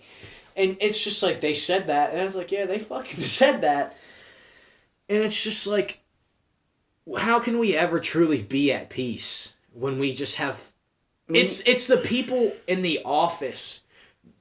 Because we're so fucking dumbed down and so fucking, and I mean dumb and fucking ignorant. And it's just going to be like, well, we have all these people in the Republicans, and like all the Republicans are going to say, you know, like I firmly believe black people are fucking oppressed because of us. Like, we made them that way. Like, and white people can fucking sit there and say, like, oh, and they need to, like, no, we need to fucking embrace what we did to them and fucking help them so we don't have fucking people down at Flower Street shooting each other. But they can't fucking hold that against us as well. For what happened in our past and something our ancestors might have done, and they hold that as a grudge today and affect us, that's a lot of reasons I had, like, there was problems in schools with kids getting in fights, was because a lot of them that, yeah. were already prone to aggression because of what they were already influenced by their parents and the things before that. We're all holding constant grudges on fucking everybody. We're all, whether you say you do it or not, everyone judges. Oh, dude, I say the N-word all the time. I fucking hate everybody. Like, it's you judged me when you walked in a room. There's always that. That's honestly not true. No, I judged you too. It's the whole thing. It's not judging as your character. Mm-hmm. We have these thoughts up in our head about someone. How's it, like, how you think this is going to be? But me personally, like, I'd honestly, like, yes, I judge people, like, without a doubt, but I'd honestly like to say, like when I walked in, I was just like, cool. Yeah, that's the thing. But it's a split second thought. Mm-hmm. And the problem is when you sit there and haunt on that split second thought, that consumes you, and then you end up just turning it into a reality where you can't get the stigma. Let's talk about mindless anger. Let's go back to the relationship. So yeah, my best friend, he's not my best friend anymore, but I hope not. I messaged him. I was like, you know, have fun fucking my ex. But I was just like, if I ever see you, dude, it's over. Like, I hope you know that. Now, I get where you're coming from with your aggression. You have to look at it from a perspective. Like, I had the same thing happen to me. The same kind of situation. Like, it wasn't that long of a relationship. Yeah, trust me. It's not the fact, like, what she did. I don't give a fuck about, like, what she did. It's the fact that, like, you were hurt. We're men. Yeah. It's not even about the hurt part. Like, yeah. Like obviously you're going to be hurt from that. But it's just like, you don't fuck your friends' girlfriends. It's not even that. It's a sense of loyalty. Yeah, it's just like someone's your fucking brother or someone has a close relationship to you, and they go and fuck you behind your back. And he has, something. like, he basically had the same background as me. And, like, I tried to, like, help him through it. And, like, that's what fucking hurts. It's not even like, oh, I lost my girlfriend. It's just like, dude, like, I looked at you, like, as a brother, like, as a friend. Like, and I was helping you through that. And, like, now all I want to do is fucking rip you in half. You're the modern version of fucking Don Corleone, where he fucking kills that one guy in the boat. It's basically it, like, you fuck with me?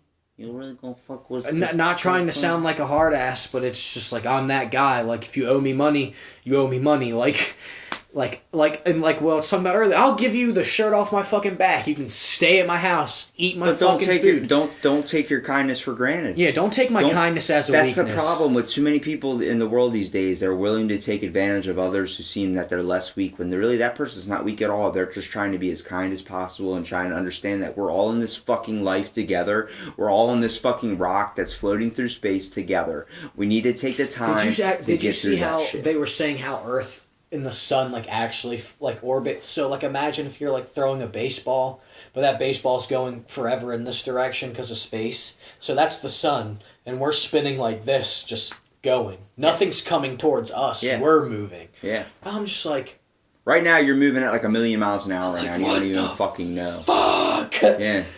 But that's, like, you want to talk about, like, that's the worst kind of anger, is just being aimlessly mad because you have nowhere to direct it. Like, yeah. I can't direct it at her, like, personally, like, if you want something, like, if you think you want something better, like, go for it, like, cool. Like, I'm honestly not hurt about that. Like, you can't fucking make a hoe into a housewife. Like, cool. 9 months, like, yeah, 9 months sucks to waste on somebody, without a doubt, but it's just, like, the thing that hurts me the most is, like, I'm a loyal person. Like, I'm as loyal as a fucking dog. Dude, I'll take a bullet for you, and I just met you. You know the reason? Because dude, I know is, if I can't trust you, it's just like, yeah. If we're out somewhere and I can't fucking trust you to have my back, then you're not my fucking friend. All right, perfect example. I met Hunter the first time. I met him through Will Roberts. I met him through him. So I met him through Will, and then all that shit happened, you know, whatever. And then I first time I just come in, you know, he's real friendly to me, real friendly to me. 5 minutes later, hey man, you mind watching my house real quick? I'm like, what? He's like, do you mind watching my house real quick? Like my puppy and everything, just watch my house. I'm like, sure. And he had some, you know, some narcotics out and everything like that, laid all over the place. I was like, all right, man, if you're that comfortable with it, sure. He left, came back an hour later. I was just sitting there chilling with his dog. He's like, hey man, what's up? Came home, just threw Chex Mix at me. He goes, here's a bag of Chex Mix. I'm like, dude, how did you trust me? He goes, I can tell you're a good dude. I'm like, you're putting a lot of faith into people, but at the same time, I really appreciate that because I guarantee you, I would not touch any of your shit. I don't do drugs, and that's not saying I've never tried drugs. I have for sure. But the whole aspect is, it's not my boat. Health reasons, man. Drinking is not my boat. Yeah. Okay? When I look at beer, the reason I don't drink is because I think of it as calories, and calories I don't need, that it's going to affect my body in a way I don't want it to. When I see weed and drugs, I've never had good experience with it. I've always experienced the overgrown effect or green out effect where I got too fucking high. I felt like my balls were soaking into my asshole. I can't fucking like I can't fucking do it. Woo! You know what I'm talking about, dude. Hunter gave me a fucking .4 dab the other day because we were both late for work, and he's just like, here, fucking took that bitch hot as fuck to the dome. Dude, I was in paralysis. Like, I couldn't move. Like, I was driving. I called my mom. I was like, Mom, I'm honestly still not right. Again, I partied that night after. Like, I was like, Mom, I think you need to call an ambulance because I could only do this because I was so fucking high and having such a panic attack. My arms were so numb. Dude, I experienced that at Hunter's house. But you've been that. Tell me you've been that high before. My first wax dabs I've ever did. He gave you a fatty, didn't he? Not him. Oh. It was the other person I was talking about. Okay, we're here. Yeah. Yeah, we're here. Okay. And he loaded it up for himself. So he gave himself a giant ass glob. And then he's like, dude, you should try this. And I'm like, okay. And I've never tried it before. He did the whole fucking thing. I guess he told me to stop if it was done. But I was like, I'm used to smoking with my brother or something at the time at this weed age. And wax. So I was like, oh, you clear that shit. Don't pull it out. He was always used to be like, do it, pussy, do it, pussy. Like, you can't clear it. So Will fucking did that. I fucking cleared the whole fucking thing. He's like, damn, dude, that's more than I would have done. And I was like, first one. Next thing I know, fucking time skips an hour. We're at Chick-fil-A drive-thru. I got a goddamn wrap. We came back, was sitting on the floor. Fucking Rufus ate it, and the whole goddamn world looked like the saturation just got turned up. I was like, I need to go fucking home. I need to look back at my life. Yeah, I need to smoking reflect. wax is almost like when you get that high, it's like you're tripping balls, dude. And it's the same thing. I can understand where people enter the DMT world and they love that feeling. Some people love getting to that point where they're like, oh my God, fear for life. I've only ever done acid and shrooms. I'm scared to do DMT. I couldn't do acid. I couldn't do any of that stuff because my mind immediately goes to bad thoughts. And that's just only because... I've had one. I've never had a bad trip, but I've had an uncomfortable one. And dude, I drug my dick through the dirt not to have a fucking bad one on that. I was with fucking Bob Tingle, Hunter Downs. Bobby Boy, the guy I'm also trying to get on my podcast. You need him on this fucking podcast. Dude, tell him. Text him. I will. I've asked him multiple times. He's like, dude, when I get time, when I find a day, I'm like, it's you and Hunter, bro. You guys give me the same asshole answer. I'm like, I understand you guys are busy as shit, but 1 hour is all I'm fucking asking. Let's podcast and you're going to want to be on it again. Because, dude, when this one's over with, I'm more than happy to have you on again. Oh, shoot the dude, shit. We can do this like... Well, I wouldn't mind doing this like twice a month, or whatever you have a fucking day. Yeah, for sure, cool. Dude. I'm down 100%, do something. Dude. But it's like I longboard. I can't skate anymore because I tore my meniscus, but I can longboard. Meniscus?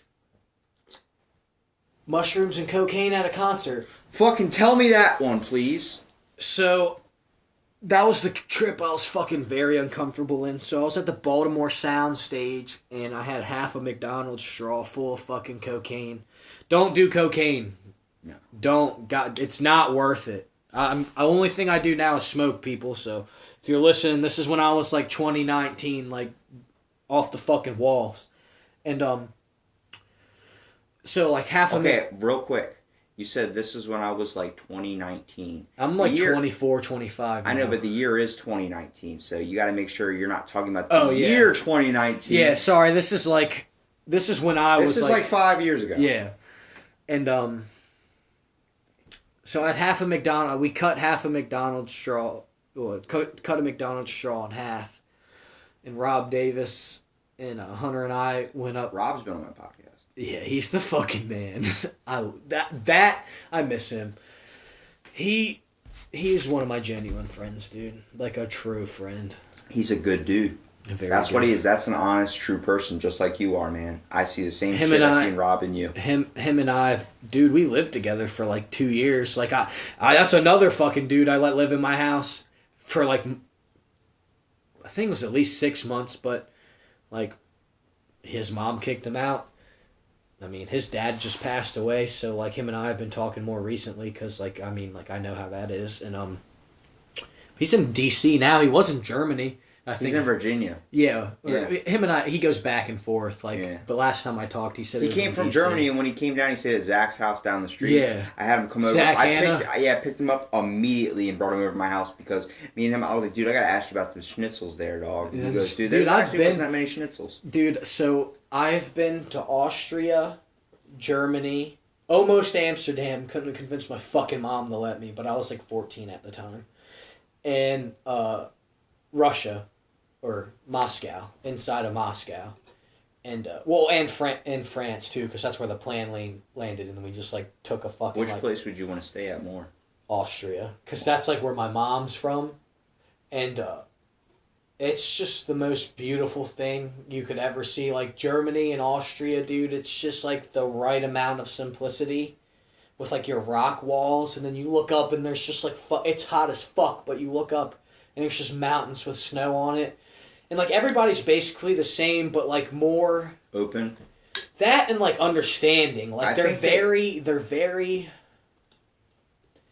patient. That and just understanding. It's like how you were talking at the beginning. It's just like, oh hi, how are you? Like good morning. Like they're just very nice. And we and Rob talked about that. I was like, when he said the Germany people are really really nice, and he was like they kind of like try to like make it seem like we're not like how it's played in history. We're not those guys anymore. We're changed. You know, we understood what we did. Mm-hmm. It's that whole aspect of like that's still fucking looming over there. Like people are afraid to still go over there because of the whole idea that there's some Hitler euthygenics type people. Yeah, eugenics. It's fucking like everywhere, man. No, it's like they had some shit happen in their history that they want to forget about. As people, when you have something that happens in your life, like that relationship that happens, you should fucking move on. Yes, it's going to be hard, but you'll be the better person. It's kind of like that whole thing you were saying, like you can't blame the white people for, like you can't hold it against us instead of, we need to work together. It's like the same thing with Germany, man. Like half that. My grandmother is straight from fucking Austria. She is 98 years old. Her brain does not work, but her body does. So like, but she to this day believes that no Jews or the Holocaust never happened, dude. Never happened. Well, I need to wear my yarmulke in front of her and let her know that yes, it happened. And I'm like, oh ma. I was like, how can you believe that when you literally went deaf from them dropping bombs on your house? She probably is just like, she knows it happened, but she's just like... I think they were legitimately brainwashed. There's so many government programs I can tell you about like that. Blackwater shit. You don't even know. Ravensbrück concentration camp was a concentration camp filled with nothing but fucking women. That they just gas chambered the shit out of them, dude. It was ridiculous. And also, don't even forget about Japanese did one right a month after or before they, or a month. It was a planned attack a month after they surrendered at Pearl Harbor, or not Pearl Harbor, Hiroshima and Nagasaki. They had a plan to launch this submarine with 7 planes that had chemical. Basically ticks, like fleas, 150 million of them in each bomb canister, so there's 7 of them that were filled with ticks and fleas and all this shit that had bubonic plague and all this shit, and it was supposed to hit California. It's called Operation Cherry Blossoms at Night by Unit 731.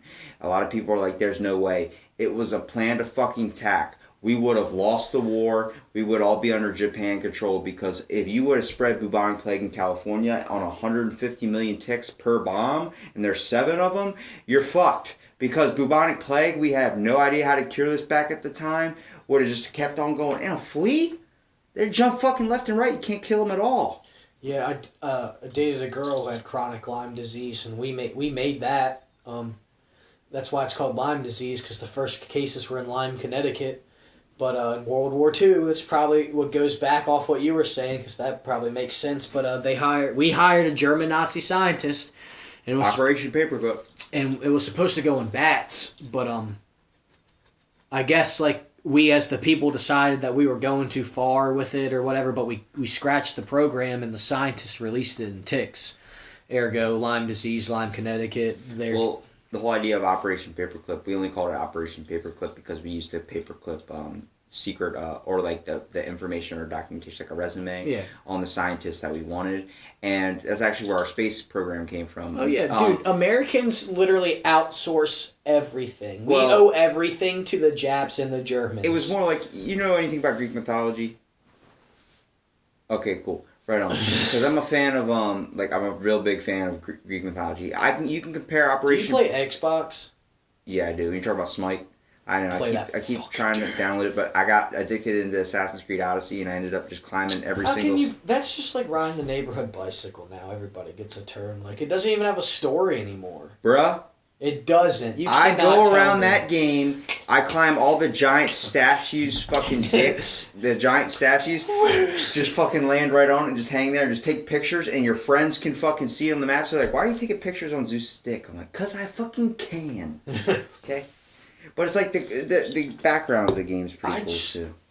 I quit playing after Black Flag because...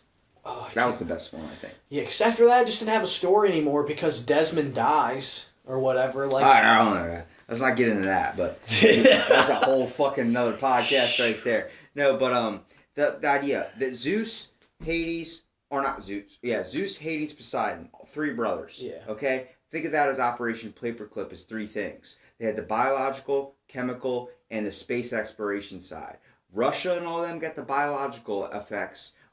Japanese got the chemicals, and we got the space program. That's how we won the fucking space race. The reason why was Russia was already ahead of us. We needed to get up into space. It was a giant race to see who can get get there first. I don't honestly think we did go up. I mean, like we have now. Yeah, we didn't get there. Okay, so this is actually true evidence. The filmed footage is actually fake because of there's the trajectory of how they're jumping. But we have been to the moon. The idea was that we didn't get there as fast as we would like to have hoped. We did that as a propaganda effect against Russia. That's already came out as evidence that we already faked the video to try and kill their aspiration of trying to reach the moon because we got there first. And then we were going to release the real footage once we actually got there. But it's like crazy how they sat there and they're like, nah, son, like he's not jumping far enough. Like people brought it out before like the government did. Just like the same thing about any other conspiracy, but dude, I think, like, would you have the fucking balls to go into space? I honestly, no, to be honest. Exactly, like... Have you seen them try and come back down? Yeah, they're on fire. Well, not just... No, I'm not talking about the ship. I'm talking about, have you ever seen them try and walk? Like the actual astronauts when they come back? No, when they come back down to Earth. Because they have no muscles. They're fucked. It's the same thing when you come out of the deep, deep water. Like, you experience the bends. You have to get into a pressure chamber. Same thing when they come down. They have to get into a pressure chamber. When they're up there so long, they lose muscle density. They lose their whole sense of gravity. So imagine that, but, like, your shuttle lands in fucking water. Like, your shuttle will float, but, like, you're not gonna swim. Your muscles are so fucked. Unless, like, you really want that shit. If this pod goes down, I better start growing some gills, because I'm fucked. You could just float. It's the whole aspect, like... We do amazing things, and it seems like we're willing to build the next bridge off of this rock. But I definitely think everybody really needs to take the time to improve. We're not going to have this rock. It's the same thing with Mars. Like, we're going to fucking proliferate this planet. Well, we should look at it as an example to start changing it. People don't believe that we lived on Mars. It's the whole aspect, like, what you're saying about, like, trying It's like, why are the fucking Great Pyramids all aligned in certain fucking stars and Mars? Dude, it's the main thing I want to end on here is, like, when you said that you want to change the world and you want to change everything, you just want to be good and do all this stuff, you are doing that in your own small ways. And, you know, as long as you keep doing what you... That's the crutch, man. Like, that's what hurts because it's just, like, nobody else. Like, you and I get it, but it's just like it's not enough, and like that's the part that hurts me inside. There is going to be something that like what pushed us to think this way. Something happened to us to get us to this point of view and thinking. Something's got to happen to them. It might happen, it might not, but that's not on you to try and get that to happen. That's not on you to try and force that, because once you start forcing your type of action like that onto them, it's the same thing as a Catholic person or a Christian person trying to force their belief on you. You have to let them come to that change and that realization. Even though they might never realize it, just understand that you have gotten to that point, and don't let your kids or let anything that your friends or people that are close to you, your family members, if they feel like you feel like they need help, just let them your honest opinion, but don't have to force that change onto there. I completely agree. It's just like what I really meant by that is just like it's like the greater good almost. It's like no, everybody has like that mask, like their own regime, like their own agenda, and it's just like, dude, like we could solve every the cure for cancer, AIDS, like anything, like all we have to do, like what the fuck would happen if everybody on the fucking planet literally held hands and just sat there and like focused their energy on something? Like what would happen, dude? Like I want to know what happens if all the people in Japan jumped, or Japan and China on that side of the world just jumped. Will we knock the Earth off its rotational axis around the sun? Could we? That's what people talked about. I think if a nuke hit us hard enough, we could. Dude, we tried to launch nukes at the moon, so yeah. Operation 4.1. Dude, we tried to launch a fucking nuclear missile at the moon to test to everybody else to show them how tough our nuclear weapons were. And then they were like, wait a minute, this would fuck up every type of research we would ever do on the moon, so we probably should not do that, especially if we're trying to send Neil Armstrong up there. If we didn't have a moon, the fucking planet would be dead. So, I mean... if we didn't have a moon, the fucking waters would just... Exactly. It's the point, like, the main takeaway from that is... Oh, yeah, sorry, I know. The main takeaway from that is like, you can't be so destructive. Learn to be more supportive than destructive. Like I was saying about guns, it's just like with kids, it's just like it seems that the further and further we get as a race, it's just like, tell me again why we need a nuke. Tell me again why we have a hydrogen bomb that literally just proliferate is the only word I can honestly... In case someone else builds it, that's our whole thinking. In case someone else has one, okay, but what if nobody has one? I can't take that risk is the whole way America thinks. That's so fucking dumb. I mean, like, dude, you act like you won't say your name 3 times like Beetlejuice, and like America's not going to be up there like a fucking bully. Like, we are... That's the sickest thing about America. Is like we are fucking bullies. Like we're trying to be a supreme power, much like everybody else is. Though. It's the whole idea. Same thing you can take with people. Everyone's comparing their dick to somebody else. It doesn't matter. We're always constantly comparing. I see it at work all the time. People comparing how much work they have to do compared to somebody else. Well, how much you have? Oh, well, how much do you have? How much money do you have? How much money do you have? It's like, why do you give a shit? What's in your wallet? Yeah, like fuck. I don't want to tell you what's in my wallet, because what's in my wallet's not where I want it to be. That's another thing, dude. I fucking hate the fact. All right, so let's put this in the old cranium. A diamond is a fucking crushed up rock. Yes. Coal. Yes. Over time, that Mother Nature composites and compacts and heat and chemical reaction through the earth, and boom, diamond. But we are so fucking greedy as a population, or just like so sick in the head, that we took a rock and made it worth something. A diamond, it literally means nothing in the broad scheme of anything. Same thing as gold. Like, imagine another planet looking at us and being like, so this civilization uses, even if another civilization uses currency, if they even know what that means, it's like, oh, so they basically enslave everybody with a fucking shiny rock? He literally just explained fucking Africa. You know that, right? Yeah. The only reason they're not having any resources and all those people have to eat... we outsource them. Have to eat mud cookies. You know what mud cookies are? Nope. It's fucking Haiti. It's Haiti mud cookies. Haitian mud cookies. Look this shit up. They take dirt, salt, and butter and use it and eat it in cookie form, because it's just to fill their stomachs to stop them from being hungry and starving. The only reason is all they have as a fucking resource is gold and all this shit that's not fucking edible or able to grow plant life, and everybody else that has building materials and shit, like us, got the luck of the draw, but then we're like, oh, you have gold? Well, give us all your fucking gold and I'll give you this corn on the cob. Like, you're fucking them, because they need food. When you're at a point of starvation and you're eating fucking dirt, like, that's a thing. It's geophagia is what it's called.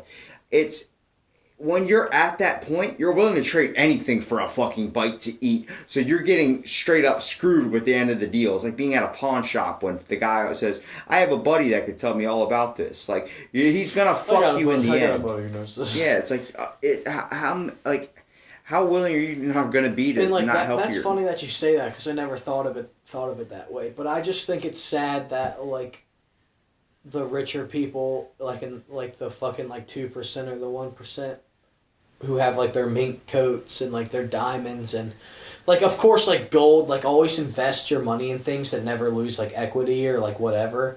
Like, of course, gold's never gonna lose, like, for sure. Like, cool. Like, I have a couple gold rings. I have a gold cross necklace, but it's just like, but I don't care about like what people think about it. Like, the only thing gold is not useful in is RuneScape, because it ain't shit. I play the fuck out of RuneScape. Gold ore ain't shit, bro. Everything else is way better. But it's just sad that we use, and then we can't even use the gold. We just have fucking a piece of paper as a front for the gold, when our dollar's only worth like 23 cents. And it's just sad. That's the saddest part to me. Is like, I think the bald eagle describes our country very well, because it's one of the only birds that will kill its own kind for food. Did you just watch the new Joe Rogan? No. Because he says that on the fucking podcast. I've been saying that for years. Have you seen his who's on the new one? No, I haven't watched it. I swear. You're going to watch his last episode that just came out. I swear on my dad, I've been saying that for fucking years. It came out 8 hours ago, and guess who's on it? Who? Tommy fucking Chong. Yes. He talks about being in a jail cell with the guy from Wolf of Wall Street, Jordan Belfort, and he made fun of him, and that's what made Jordan write the book. But it's like, dude, there's some funny shit in that where you start hearing stuff, you're like, dude, Tommy Chong's a fucking man. Like, yeah, he's smart as... My mom has the album, so like when you got like the Up in Smoke, or whatever the movie was, it came with an album. And this album had a fucking joint paper that was as big as the album, so like it flipped up. So like the joint paper is like every bit of a record, so like that. And I'm sitting here and I'm like, how much fucking pot are we gonna need to smoke that, Mom? And she's like, you're not smoking that. I was so mad. But yeah, Tommy Chong's, Cheech is smart too. They're both, dude, there's people out there that get a bad rap or stereotyped because it's just what they do. And you can't, like I said, love being a pothead, dude. It's like, that's me. It's the whole aspect of, like, don't kill someone's vibe. Don't kill someone's outlet for being themselves. And at the same time, don't judge a book by its cover, man. Yeah, it's dude, I've been smoking weed since I was 14. Like, I've taken, like, a year or two break. I want to know what happened to your meniscus at this fucking concert that we totally spaced the fuck out on. So, it was We Came as Romans and Chiodos. And We Came as Roman. That motherfucker died from a heroin overdose. Did you know that? The singer? If you even listen. Do you listen? No. Okay, so. Anyway, it was We Came as Romans and Chiodos was playing. And I ran in the bathroom and accidentally, and when I mean accidentally took half of a straw's worth of cocaine in my nostrils. Accidentally slipped and fell and then went up my nose. Nope. Well, that's what happened. I fucking poked the hole in it and it just went in there, and I was like, well, I'm either going to die or have a good fucking time. Because it was like every bit of like a gram or two. Like, it was meant to be shared. Yeah. But we still had another half. So I was like, okay. And I was like, I fucking ran out that fucking bathroom, dude. Just numb. And I walk up to Rob Davis, and I'm like, hey, man. I was like, you need to go in the bathroom, do the rest of that coke, man. I was like, I'm fucking freaking out. Just so high. And I get in the mosh pit and fucking just straight tear my meniscus. Like, I couldn't walk. I had to sit down. I had to drive home because I wasn't drinking. I was fucking stimulated. And Bob Tingle was at Rob's house with a fucking quarter of shrooms. And I was like, I'm going to go to the hospital. And Bob's like, I got the cure. ever take drugs from a man wearing a Minecraft t-shirt. He says he has the answers, but he will fuck you. He does have the answers. He does. He's a prophet of the Lord. He fucking ground up those shrooms, and I drank them in orange juice, dude. And I should have just went to the fucking hospital. When was this? What time was this at? Like, well, it was at the Baltimore Soundstage, so I probably got back to Beeville at like 2 or 3 in the morning. Yeah, no good decisions happen after 2 a.m. And I was already still fucking wired, like... The only good decision at 2 a.m. is a taco at Taco Bell, and that's it. And, we were watching Avatar: The Last Airbender. Oh, so you really tripped the fuck out. Oh my fucking god. That's a good show. Dude, I've never tripped harder in my life than I did on shrooms. And like when they say trailing, like I've taken acid and I've just felt really fucking high for like 24 hours. But when I took shrooms, dude, you want to talk about like the fucking tint changing? Like, dude, he was moving the mouse and like the fucking cursor on the screen, there was like 1 million of them. And like the whole fucking room was contorting. Like in and out. Like breathing. Yeah, like a fucking accordion is what it looked like. You're tripping me the fuck out. And Rob Davis is literally fucking face first in the couch, just like, dude, there's a starfish on my face. And I'm just like, that's cool. Yeah. And we hugged, Rob and I were hugging.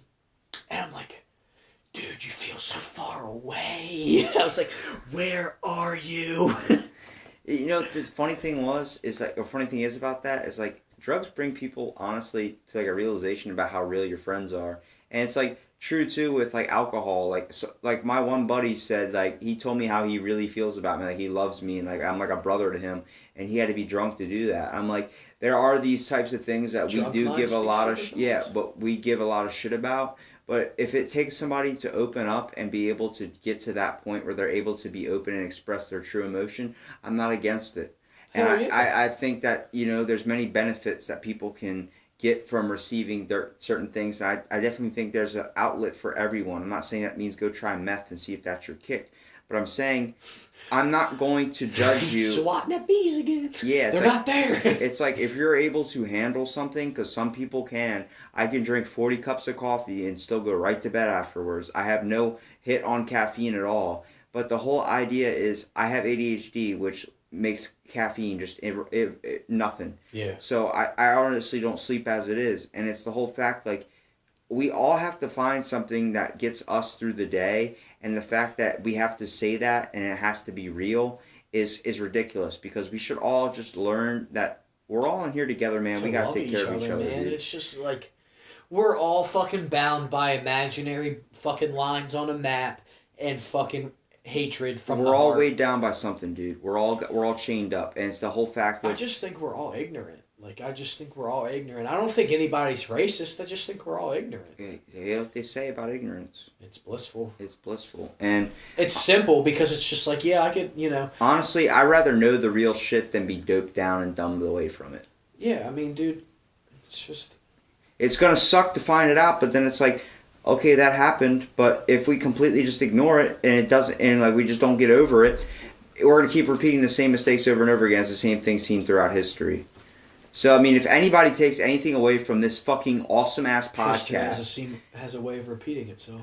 If anybody takes anything away from this podcast, is that, you know, just like a nut that you have to bust, yeah, sometimes you got to have that before you get a clear head. So, the same thing you take in with history, man. Yeah, dude, so it's like, it's the best thing I could do is like the best way I could get the shit out and move on. Describe it how you're saying is when I used to work on cars, because you're just getting, like, especially at late at night, because you're working on cars late at night is like the biggest fucking oxymoron there is, because it's just like you have no light, you can't see. Even in the shop, you still can't see. It's like I'm building IKEA furniture. Yeah. That's how I would similarize it, because I don't think I've ever tried really working on my car. That's hard as fuck. Building furniture is hard. They do not give you all the screws. Yeah, that too. But, you fucking sit there and you're working on the car and you're just getting pissed and you're like, I need to get this job done. And, like, it's not getting fixed. And, like, you're at that wall. And it's just like, that's, like, honestly what's helped me grow up a lot. It's just, like, learning. It's like, okay, Jared, like, you need to step back. Like, go on the toilet, go, like, take a shit, take a shower, like, take a fucking bong rip or something, and just sit there and think about it. And there's been times I've literally been sleeping, and I'm just like, I wake up just, okay, like, this is what needs to be done now. Like, I know how to fix this. Like, the subconscious is a fucking wonderful thing. But it's just like, I think people, like you say, fail to realize. It's just like, dude, it's like the whole thing. It's like, I really, like, I don't want to hurt anybody. But on the other side, like with that dude who did what he did, it's just like, I believe an eye for an eye. Like, I don't care if it makes the world blind. And it's sad to say, but it's just like, do to others what you want done to you. You know what I mean? Yeah. And it's just like, yeah, I'm saying that now probably because I'm still hurt and I'm mad. But it's just like, I honestly mean that. Like, I don't know what I'd do if I saw him in, like, real life. And that's the scary part. Because, like, I'll leave you with this. But, I went to jail for at Whiskers. Some fucking drunk dude put his fucking, like, literally did nothing. Was just sitting there. Just drinking a fucking Budweiser. Literally just got off work. This fucking drunk dude got barred. And put his fucking hands around my neck. And just out of reaction, like, I'm just sitting there, like, hunched over, leaned over. And I just went and literally gashed him. I thought I killed the fucking dude. And, like, I didn't even know how to handle that. And, he was literally gashed from, like, the back of his ear down. And just, like, literally just fucking, like, ugh. And, I fucking had to hire a lawyer, and they dropped it down to a misdemeanor assault because Maryland has no fucking self-defense law, and, like, Whiskers has video cameras. Like, clearly saw I did nothing wrong, but I still had to do 6 months at the fucking Snow Hilton at, like, the Gin Pop, where it's like you sleep on the bunk beds, you're not in a cell. Yeah. But that sucked. And, like, that's the shit, like, I appreciate you telling me. Because, like, that's the shit us adults have to worry about. Like, if I put my fucking hands on somebody, like, you not only that you have to worry about, like, because that dude's fucked up for the rest of his life. Like, not that it's my fault, or, I mean, like, I think about it, but I really don't care because, like, there's no reason for what he did. Yeah. And, like, you have a reaction. I mean, don't like, expect that you're going to be able to, perform a horrible action and there's not going to be a consequence. Well, it's like, it wasn't even, like, it wasn't your fault. You reacted, and yeah. it wasn't like even a train of thought. You know, and like, it fucking sucked, dude. But I actually have to get that expunged here soon. But dude, you should look at yourself as not having doing something that's fucked up. Yes, you did do something that's fucked up, but you know you fucked up, and you feel bad about it. Some asshole or piece of shit scum, that's what separates you from scum. Is because some scum guy would be like, oh, did he fuck with me? Yeah, no. Okay, you realize... I brush that. Yeah. It's like, dude, if you really want it, like, you don't. Yeah. Dude, I mean, I can straight up tell you, honestly, out of my heart, you're a fucking great dude. I don't know a whole bunch about you.